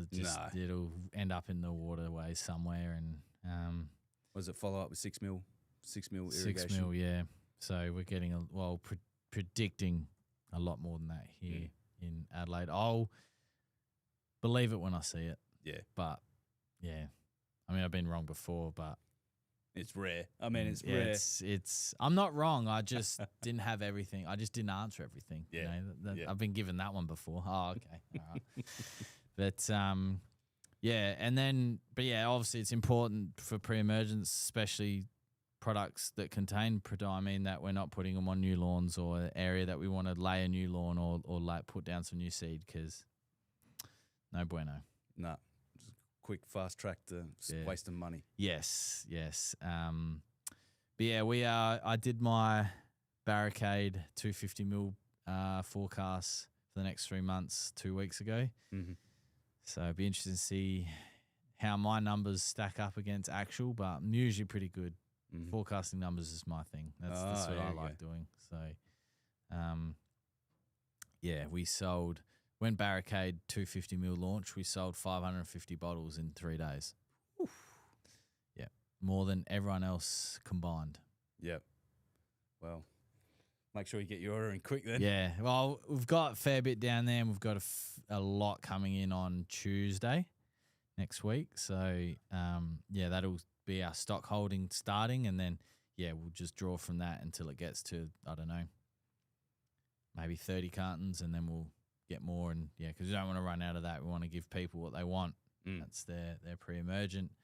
And then some parts of Australia, especially in the northern parts of Australia, you'd be looking at your second application of acelepryn now to stop your armyworm, which is ugly. Oh that destroyed me 1 year, and that's not quick to come back either. Like, that's most of your growing season gone. Yep, it's and the armyworm that we had come in last season was a different genus to the normal armyworm we get. Oh, right. So this moth actually originated in Papua New Guinea, and it destroyed lawns and green areas faster than the native one here that we get in Australia. So they're a little bit different colour. Yeah. So armyworm obviously is that army colour. This one was a bit lighter green. And it was effective, like the... Oh, yeah, smacked it. Yeah. Naughty boy. Yeah, so someone bought... Oh, I don't know how it got brought into Australia, but... that's why there's biosecurity laws in the world. But yeah, I think that was known as the full armyworm. I think that was the English version of it. With the photos that we were sent, there was this line of armyworm eating someone's lawn, and he's videoing it, and they're just you can see them moving. It was phenomenal. People losing lawns overnight. Crikey. Yeah. Whoa. So just a lawn deleting machine. Yeah. Get some for your cocky. I could. Yeah, I could. It's funny because so I used to, and again, I've spoken to, I'm not sure if you've heard of Menina before. What's Menina's last name? Gilby. Menina Gilby. She's a Dylan, what's her it's a long title. Please hold. Yeah. She's a biodiversity consultant. Biodiversity consultant. So she works closely with the Glenelg Golf Course. Let me start again. Glenelg Golf Club. I get angry when you call a club a course, but yeah, she works with the Glenelg Golf Club in biodiversity. So she's worked with Tim, the super there, about bringing native insects back. They've had birds rock up that they hadn't seen for years. They're releasing native fish back into their dams. They're removing the carp, and massive into biodiversity. And she spoke about the role aphids have for ladybirds or ladybugs and their development, right? Because I've got roses, and I used to always spray my roses for aphids. And unfortunately, by doing that, you're then denying the ladybug cycle their source of food when they hatch and turn into little ladybugs. So last season, I didn't spray my roses, and I had, I'm going to guess, 10,000 ladybugs on my fruit trees out the back. Never seen anything like it before, and I was like, this is wicked. This year, again, didn't spray the roses. Didn't see a single ladybug this year. Not a single one. So no ladybugs, but plenty of aphids. But plenty of aphids. Oh, jeez, you were robbed. But last season, I couldn't fathom. I didn't know what I was looking at, and I was like, I'm pretty sure they're ladybugs, because they don't look like ladybugs in the beginning. Oh yeah, yep. It's like a brown. Is it like a brown 6-figured alien looking thing. Yeah. Yeah, that. Yeah, they're the ones. Yep. Yeah. So I had like 10,000 of them out, like, and that's probably being exaggerating, but there was I'm talking thousands of them. And then this year, not a single one. You might be able to look into white oil. So white oil could be a natural. I think it's vinegar and something. I can't quite tell you off the top of my head. Yeah. And it's just a natural control for aphids, but it probably wouldn't get all of them. You know what I mean? So you could try and control most of the aphids and still keep a few ladybugs around. But then this season, and Menina might be able to tell me, because she's very smart and at what she does. But my fruit trees got curl leaf this year, and I never had that before. So whether that's interrupted the ladybug cycle, I'm not sure. But yeah, I didn't see a single one. It made me really sad because like I didn't spray my aphids because I wanted to see them again and be like, doing my part sort of thing. Did your roses suffer? Or? Nah, roses are off the head. They're bunters. They went mental this year. I had a couple disease. Clint pays me out all the time, but disease in my one closest to the road and the one closest to my house. I did a hard prune last winter, and I mean like there was only a trunk left and no disease this year. Yep. Great flower. I think they're getting a bit hungry because the yellow in my yellow rose is a lot more saturated. It's not like that deep, like dark yellow, which I had at the start of the season. So maybe, they'd consumed a lot of nutrients over the course of the summer because it was hot. So I don't know, but they get plenty of water, but not too much, just enough. Just enough, yeah. But yeah, I put them in so the postie stopped driving on my lawn. Did it work? Yeah. Well, you can't drive on the lawn unless he drives through my roses. Yeah. So, yeah. Good. So that's the solution. Roses. A lot of people are like, yeah. Oh, I mean, I understand they got a job to do, and the whole, it's not your lawn. I get it. But I work hard on my lawn, right? I'm proud of it. I don't necessarily appreciate having tire marks through my lawn. And I can feel that way. Yep, absolutely. Just like people write signs and nail them to trees on South Road and say, don't cut me down. You just put a nail through it. Like, birds live here. Yeah, birds do live there. But you put it like, anyway. That's another story. Another tangent. Yeah, that's another tangent. Oscar says, what are the best reel mowers for someone who would like to take their lawn to the next level? A lot of people love to say Scotty Bonner, and I love a Scott Bonner run. Don't get me wrong. Got to be prepared to either buy a shitty one and fix it up, which again is my jam. So, but unless you're buying one that's been fully restored, if that's not you, buy one that's fully restored. That's sort of the entry level.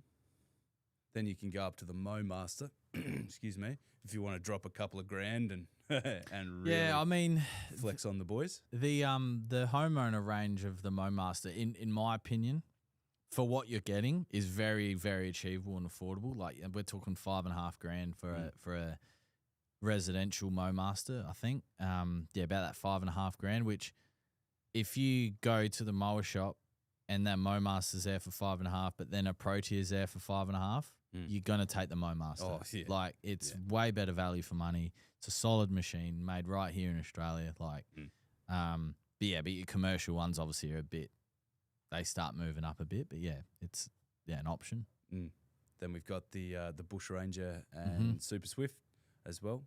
Can check them out. Also the Cox. We got the Cox. I haven't had the pleasure of a Cox yet. Or what was the last one? Massport. Yep.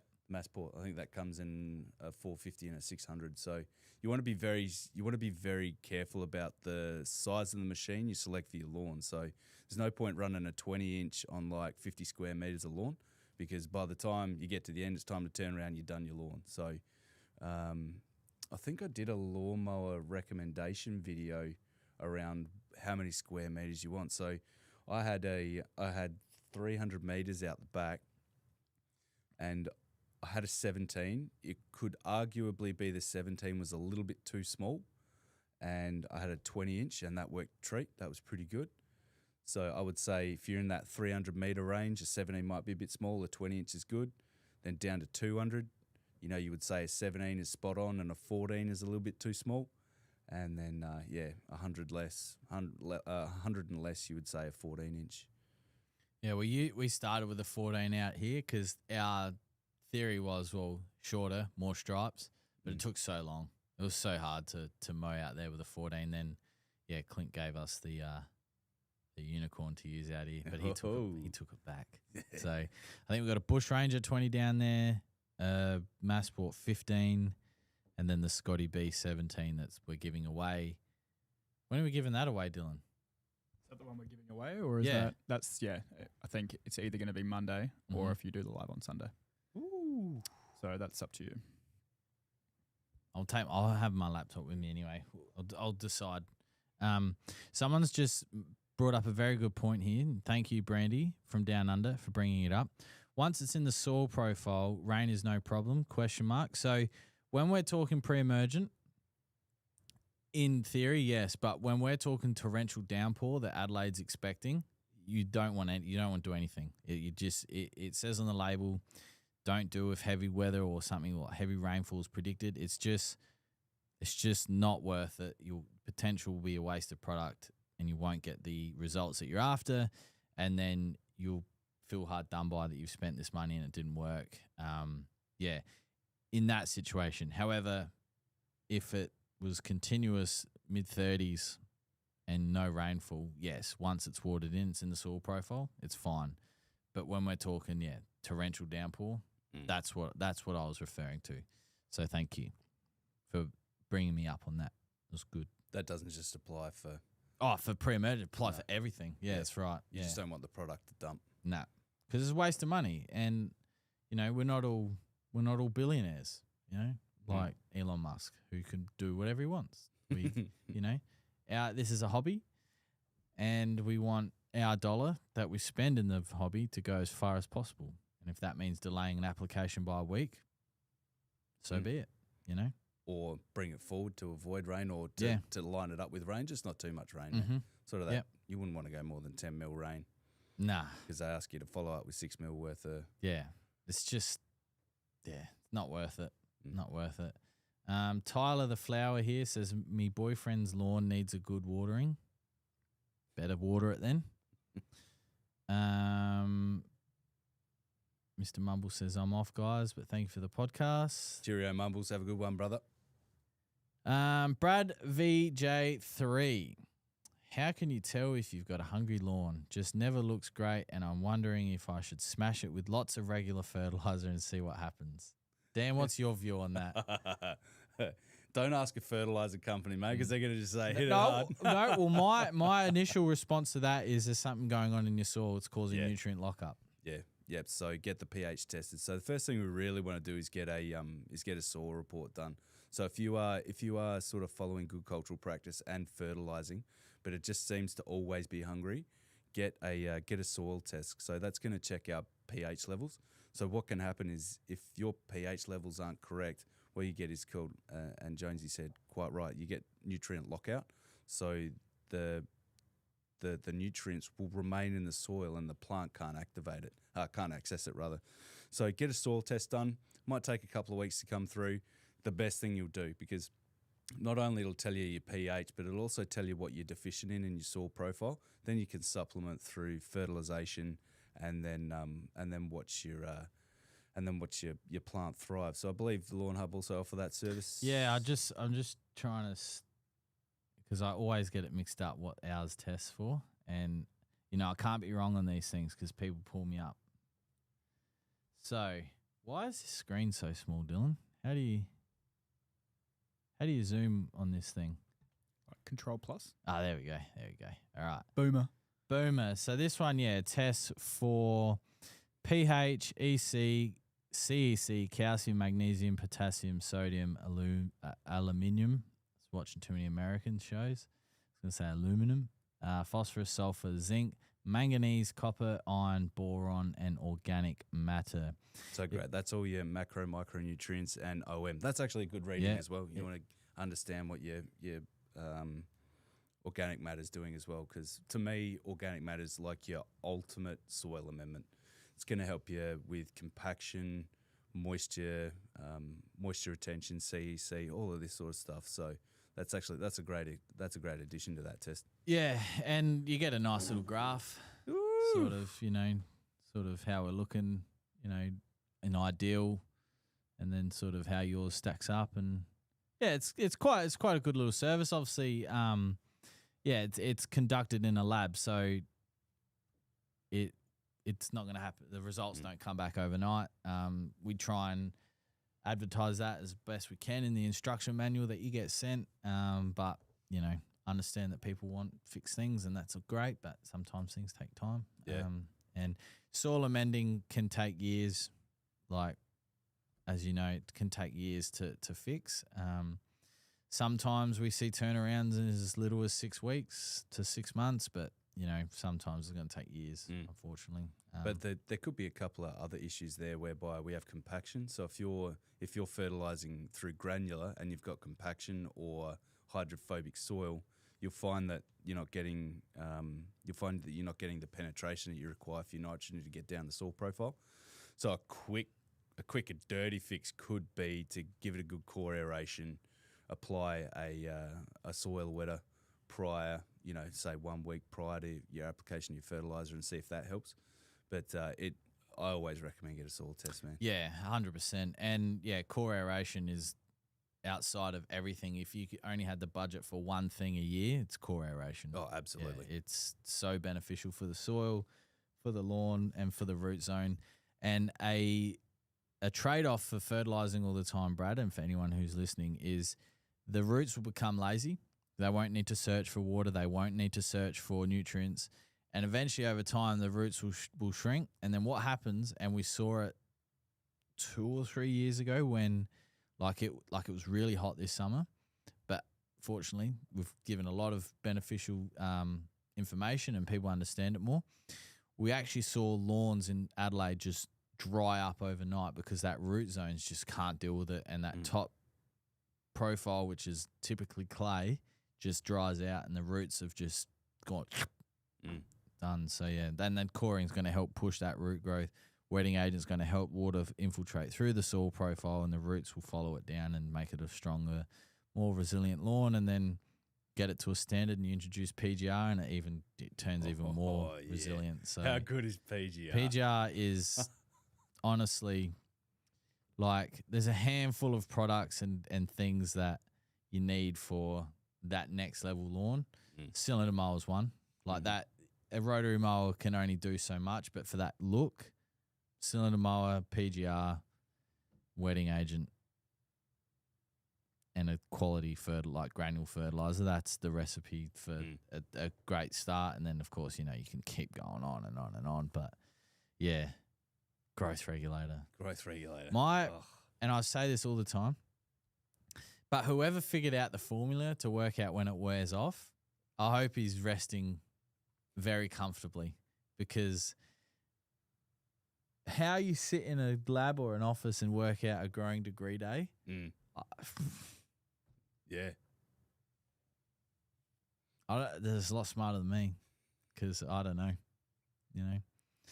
I find the growing degrees, the calculation for that, very fascinating. And we had a 48-degree day out here not long ago, and we had 176-degree growing days in 7 days here in direct. So meaning if you applied Primo at the start of the week, you're applying it at the end of the week.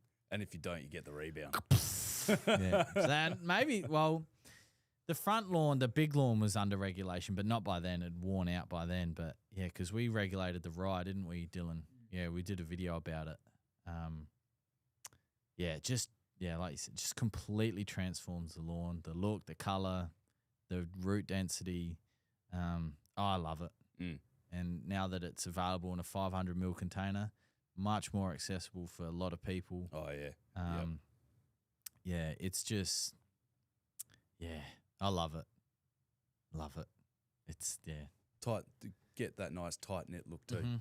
Yeah, well, you can't achieve it otherwise, really. It's very hard. Unless you're mowing every single day, you just can't do it. Can't do it. So, So it looks like that chat's excited a bit of people. So Oscar says he's got a 215 square metre lawn. He's the guy that asked about the cylinder mower. And he goes, what Scott Bonner would you recommend for 215? 215. I think a 17 probably be all right. A 14 might be a bit too small. I think 14 is definitely too small. And depending on how that 215 square metres is configured, like a 20 would probably do well as well, especially if it's rectangle. You can get some fat 20s up and back, yeah. Oh, Dylan, that's making me want to do a rye oversea, but I don't know if I got the time, man. The 20 does look good. Like if you've got the right space for it, yeah, some fat 20s just like it just takes it to that resolution, right? So it's less pixelated. You know, if you know I know what you're trying to say. Yeah, because 14-inch, it's like you got to be really like right on it. Where 20, there's a lot more margin for error, and you can get the look. I know what you're trying to say. I don't know what the word is for it, especially not at 3:47 on a Friday afternoon. But yeah, depending on the configuration there, Oscar. Yeah, definitely a 17. You wouldn't want to go any smaller than a 17, but yeah, if there's a 20 available, depending on the configuration, it's an option as well. Blocker 8 says, if you have a big lawn area, where should you take the sample of your soil test? So, Blocker, you get to submit up to a cupful, which I know doesn't sound like a lot, but you don't need to take a lot of samples. So what they recommend is you just take random cores from around the whole entire lawn until you're up to a cup, and then make sure you try and remove as much green material, so the leaf and any rhizomes or stolons, because they're going to take up room in your cup of the soil. And then you just get a generalized sort of report back, because you don't really want to spend $150 per 1 meter squared. Like, that's a very expensive way of doing it. May as well get a generalized one. Yeah, like that. That's what we recommend. So plus, I think it'd be a very rare occasion you have a pH imbalance, unless you've localized. got fairy ring or something like that, and you really want to hone in on that region. But then that's a whole different conversation. We're talking treatments, coring, scarifying, disease. Like, it's not fun. Trying to get my cooch I seeded this season to get denser. It's like growing tall, not out. Brandy, I would look at just mowing more frequently, like 3 to 4 times a week if you can. Just keep nipping the top off. Eventually it'll get sick of that, and it will just start going that way. Depending on what you've been doing fertilizer-wise, get a good base granular and then top it up with liquids every 3 to 4 weeks. Sounds excessive, but we haven't got much time left for cooch to really settle in, ready for the cooler months. So, boosting it, spoon feeding it, regular mowing, that's going to encourage that growth. If I can just jump in on that one, please, for a moment. I'm not sure what we've planted, but if it's common, it might not get that nice tight knit leaf like you would with a hybrid. Yes, that is a great point. In saying that, we've got some common cooch available here in the garden beds at Lawnhub. If you want it, you can come grab it. Honestly, I've had enough. We pull it out, we whippersnipper it, we've poisoned it. It keeps coming back. So, Sidonian dactylin is what it is, and you can have it. Trust me, you can have it. We sprayed it with PGR once, trying to stop it. Just loved it. Yeah, just loved it. It's, Royal Adelaide has common cooch in the fairways everywhere around there. Yeah? Yeah. So, and Nathan, the super there, was talking about how in winter, it'd really struggle. But he didn't believe because it was common cooch it was struggling. He was thinking that it was the pre-emergent that they were doing. So he did a start, like he did a little, I'm pretty sure he did like a little test area where he didn't put pre-emergent, and it was pure all winter. Unreal. Yeah, so they don't use pre-emergent. They get polar come up, but polar's polar. It's a combination of common and Santa Ana, their fairways, and it looks, I mean, I don't know if you've seen photos of Royal Adelaide recently, but it always looks pure. It's in top 10 of Australia, I think. Well, I might get some common cooch, man. Yeah, if it's gonna survive. Yeah, and they regulate it every. He says it on the podcast how often that they regulate. Well, they're often spraying Primo in the winter as well, which suppresses the polar seed head. Obviously, that's another benefit of Primo and or Trinex pack ethyl. But yeah, and they spray it all winter as well, and it's fine, holds up. So, what about that? They probably wouldn't get frost down there though. But oh, I can't remember. I'd really have to dig into the memory bank there, but I'm pretty sure we do talk about frost in that podcast. It's a good podcast. I had a lot of time for Nathan. He was very generous with his time. He's a very humble person, very knowledgeable person. But yeah, his favorite product's Wedding Agent. Oh yeah, mine too, man. I remember, and I've told this story before, but I remember when I first learned about Wedding Agent, and I was like, oh, that's sick. Like, as if there's a product for that. And now, obviously there's a product for everything. But yeah. Brad V3J says, I've thought about that over time. Maybe it's time to bite the bullet and get a soil test. Done most other things, even called about a month ago. Did you have price? Do you have price on the soil test? Yeah, it's currently $149.95. Cheap. It's yeah, we do get some comments that it's not obtainable, but the information you get back, and we pay the freight over for you to send the soil test, and we also pay the company this. What I'm trying to say is the cost of the soil test is what it is, on the hope that we can recommend products back that we sell. More times than not, though, we actually don't, because we don't hold, calcium in bags or buckets. It's just you just wouldn't get your return on investment of purchasing tons and tons of certain elements or all these sorts of things. But well, we think about the cost of a bag of fertilizer, right? You could easily blow $150 a year trying to amend it yourself. Easy, yeah. Just by trial and error, right? Mm-hmm. So, mate, that's the cheapest $150 I think you'll spend all season. Yeah, and especially if that means that, because there's all different, like NPK ratios. There might be one that suits your lawn better. I know that we've done that at my old man's place, where I used Got Laid, a starter fertilizer, 19-11-10 all season, and the kike just looked magnificent. So obviously there was a phosphorus deficiency in that lawn, and it's looked good ever since. So obviously a couple of applications have Got Laid and helped that lawn. I didn't do a soil test or anything because I don't think we're doing them at that stage, and the only ones available were, like the one you got from Michelle. I think at that time you had to reach out to her personally, or that she'd do a post on OzLF and say like, oh, we're doing another run of soil tests, and it just wasn't easily accessible. Whereas now, like, everyone sells a soil test, which is it's if you really want to make a difference, and because the things you're doing aren't working, soil test is where it's at. Yeah, I think so. Absolutely. Yeah, if you tried all of the silly things, all the things well, not silly things. If you tried all the cultural things first, the easy solution.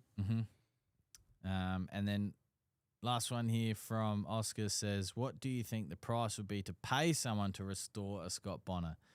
That all depends on what kind of machine you're looking for. Are you looking for something that's rolled off the showroom floor that has all new bearings, nuts, bolts, blades, handlebars, grips? You could look at, $5,000. Really? Easy. Yeah. By the time you pay someone, I think I was in mine 2.5. Yeah. Because labour's not cheap these days, and I mean the example of the Scott Bonner that we have downstairs is a classic example of that, of someone who really cares. However, if you're not looking for a fancy paint job, you're just looking for something that's straight, might have a few new nuts and bolts and rubbers, chains, blades, maybe $2,000 plus the cost of the mower. But yeah, if you want a nice paint job, you may as well. You're doing all that effort, right? Absolutely. Again, depends what paint job you're going for. Yeah. If if you look back on the channel, I think I did a what to look out for when buying a Scott Bonner. It'll take you through basically the tyre kicker's guide for a Scott Bonner. That was a good. Did you get the missus to help you in that one? Yeah, that was a good one. I did like that one. Yeah. So just have a look there. First thing you're going to want to, first thing you want to check is reeled bed knife, but also whether it's got one of the new aluminium clutches on it. Because the old cast iron ones, shake like a dog passing razor blades. So you got to otherwise you could shake your whole mower apart. So they're relatively good value when you pick them up from such places as Mopar Oz and all that. Yeah, and I suppose the other thing as well, if you're looking to drop $5,000 on a mower, you can buy something brand new with warranty from a mower place as well. There's a lot of pros and cons. I know All Make Mowers and More there. Shannon and his team, they've got an array of cylinder mowers. They've got Mass Sports, they've got True Yards, Bush Ranger, Mowmaster. Alroy? I think so, maybe. Yeah, wouldn't surprise me. He's got them all. Yeah. And access to other mowers as well. Like he's Protea. If you're going to spend $5,000, that there's potentially no warranty there once it's been restored. Like, well, you gave me the engine, I just put it on. Like I've just put it together. Like it's, and I'm not saying that all people are like that, but you never know. But if you want to give it a crack yourself, you learn a lot. Oh, I'd encourage that, man. I'd a bloody ball. If you're handy on the tools, that is. And there's plenty of videos out there now on how to restore these things. I mean, there's a Scott Bonner Bible as well if you want to read that. Just don't print it. They don't make it. They're just not happy when you print it. But what is the best real mower that costs around $2,500? Probably the Bush Ranger 20-inch, to be honest. That's a very solid value for money mower. And it passed the Clint test. So if Clint can have one and it works for him even after not being nice to it, it's good. Darren says, when is this month's giveaway announced? So, Darren, it'll either be Sunday or Monday morning. I'll have to work that out. Yeah. And then Leith says, Scott Bonner versus Toro. Now, Leith, you've got to understand that they are two completely different mowers with two completely different purposes. A Toro Greensmaster, for example, is going to cut at 2 millimeters on a prestige golf course that has no margin for error. Unfortunately, Scott Bonner just can't do that. Yeah, not the 45s. So we've got the super cuts. Yeah, the super cuts, obviously they're obviously 65. A bit different. And yeah, they do a fantastic job. You will find that a lot of them are fixed braces though, whereas like the Toro Flex will move with the articulations of the ground and the green. So yeah, they're just unfortunately just two different, completely different mowers. I still do sometimes wish that Clint kept his Toro Flex because I think that would have been cool to play around with, especially on the lawn out here. But that's probably where it belongs on a golf course. Yeah, not in Clint's hands. Yeah. Well, not only that, you got to have the real estate to wield one of those bad boys too. You know what I mean? I was practicing in the warehouse to the teardrop turn. Yeah. But yeah, I mean, watching the guys that live use a Flex is I mean, it's an art. These guys and obviously John Deere have got very similar mowers. Jacobson's got very similar mowers. They are very nice to watch. Watching someone do their craft and mowing straight lines on a golf course is not easy. I wouldn't imagine, but they seem to do it. So not only that, you got to have a plumb soil profile. I've found if I've got something that's not plumb, for example, and there's like a little bit of a thingo in it, your cylinder mower could roll up one side and like you get a narrow stripe and then you roll up the other side and you got a thick stripe or something like. That's that lawn out the front. Yeah. I hate it. It's so uneven and we've top dressed it twice, but it still needs so much sand. I wouldn't mind that tree disappearing too. That makes it hard, but yeah. I'm sure. the tree fairies can come and visit, mate. Yeah, they can come pick it up and plant it down South Road somewhere. I don't care. And then just like that, 2 hours has passed. So the last one here from Brandy says, got a section that gets heaps of sun in the arvo next to the house. Soil seems dry and sandy. Cooch not wanting to grow there. Any suggestions? I put wetter down and thinking core, aerate, and add organics. I mean, you can definitely give it a try. If it's dry and sandy, and you've put a wetter down, you still need to keep the moisture up, as we discussed a bit earlier with sand. Sand is a great drainer. It's just what it does. So even if there is wetting agent there, that can only do so much. Even, wetters are great, and products like wet are designed to work in sandy profiles, but there's always a limitation. They're going to retain moisture there for a little bit longer than no wetting agent, but being in a sand profile, it's still gonna fall out. Still gonna make its way through. But the additive of organics there, that's gonna absorb nutrients and water as well. So, if you've got some some organic blend or something, if it's just a little area, just go and buy a bag, just sprinkle it out. Or if you've got any what's that product? Comes in a brick. You open it up, add it with water. Peat moss. Yeah, peat does that as well. So that's something else to consider. I found with peat doesn't bring in any weed seeds sometimes. Ooh. Yeah, sometimes. Don't hold that to me. Don't want. But I'd also like to get you to check your aspect as well. If the cooch isn't getting a minimum 5 hours sun a day, it's not going to like it. No, and that's a good point, because it might have just grown to its limit.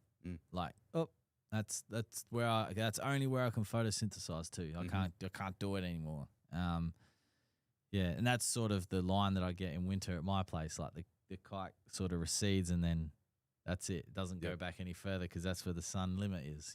So, and then last one here from Oscar: what height would you recommend using a real mower on Tiff Tough? That's completely up to you. Yeah, so you've got to consider. That's not just a one answer question. So there's a few things to consider. Number one, how much time do you want to put into your lawn? So if you want to cut at 5 to 8 mil throughout the middle of summer, you're going to be mowing every second day. If you want, if you only want to be mowing twice a week, then you might bump that up to 20 mil. So and then also depending on the time in the growing season. So spring it's going to grow like hell, same in summer, but autumn it's going to slow down. So you need to pick a mowing height based on the frequency of which you can afford to mow. So it's a great answer. And if you're falling behind, that's where growth regulator comes in. Yeah, boy. So, but look, Tiff Tough has this unique ability where it can look good at multiple heights, whereas Santa Ana gets a bit leggy when it gets a bit higher. But Tiff Tough seems to just have that ability, and that's what it was bred to do, have that, increase chlorophyll production, increase node production and leaf blade. Like it is a lawn off its head. Unfortunately, it's at its detriment as well. People get excited, and it gets a bit thatchy, and we actually haven't experienced any of that out the front here because we haven't been fertilizing it. So, but Tiff Tough does have a unique ability to look good at multiple different heights. So, I mean, for me, if I wasn't trying to be like a green, that anywhere between 15 to 25 mil would look good. You have it a bit higher as well, and using a cylinder mower, the stripes are going to be more defined, especially if it's a healthy lawn as well. So, but if you want that golf course look and it's at sub 10 mil, just make sure you're on top of the mowing, because once it gets away from you, you'll be scalping your lawn. So that's just a harsh reality. Yep, lifting your height. Yep. So, and then it's a D. TW. God, I'm tired. New lawn going down March 17th. Should I just focus on getting the new lawn settled, or can I add a pre-emergent and or premature to survive the coming winter? I wouldn't be looking at a pre-emergent unless it's a product that we don't sell, because that company and us have disagreements. So I'm not going to mention it for that reason. Yeah, I wouldn't. I'd just look at getting it healthy. Get the cherry popper pack, which is perfect for new lawns. Just get it healthy, get it going into winter, and then once it comes out, we can deal with whatever has happened over the winter. That'd be my looking. So essentially, what we're looking at a pre-emergent herbicide is it puts a layer of herbicide in the lawn at say about 30 millimeters, and what happens is a brand new root, typically with a weed, a brand new root will come down, hit that herbicide layer, and then kill off the plant because you're laying turf directly on the soil profile, it's going to send down roots to try and get through that. She's going to die. But that's why existing plants can survive, is because they've already got roots below that layer. So, definitely get on the pre-emergent train probably next season. Yeah. And now's actually a good opportunity to go out if you've got a local park or your neighbours and see what weeds they've got. If they've got paspalum, and paspalum is an ugly looking grassy weed, and you can look at that on Google or whatever, because I don't have any handy with me, sorry. But that's a good indication that, okay, there's paspalum around here. Might want to put a pre-emergent on in the springtime. But if, there's no real weeds, then, you could, I suppose the longer you get your lawn to establish, and I mean, some people can establish it quite quickly, and that's fine, but not everyone's like that. And the longer you have to establish your lawn means that when you do use a pre-emergent, you can have zero issues. Because, that's the last thing you want to do is invest all this money putting down a new lawn and then for it not to grow. That's, a bit of a heartache. So, Dan, thank you. I feel like we just talked and it was good. I liked it. Hopefully you guys at home, at work, in the car, on the train, wherever you are listening to this podcast, enjoy it. I know I did. That's a bit selfish of me, but it's always good to be in the presence of Dan.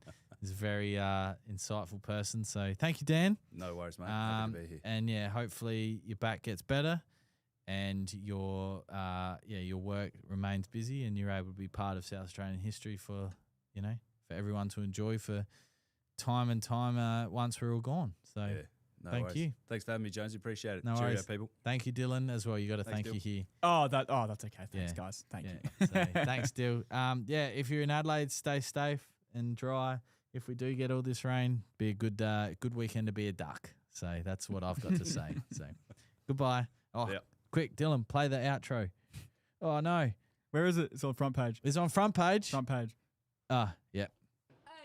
All right, thank you. Goodbye. Dan's got no idea.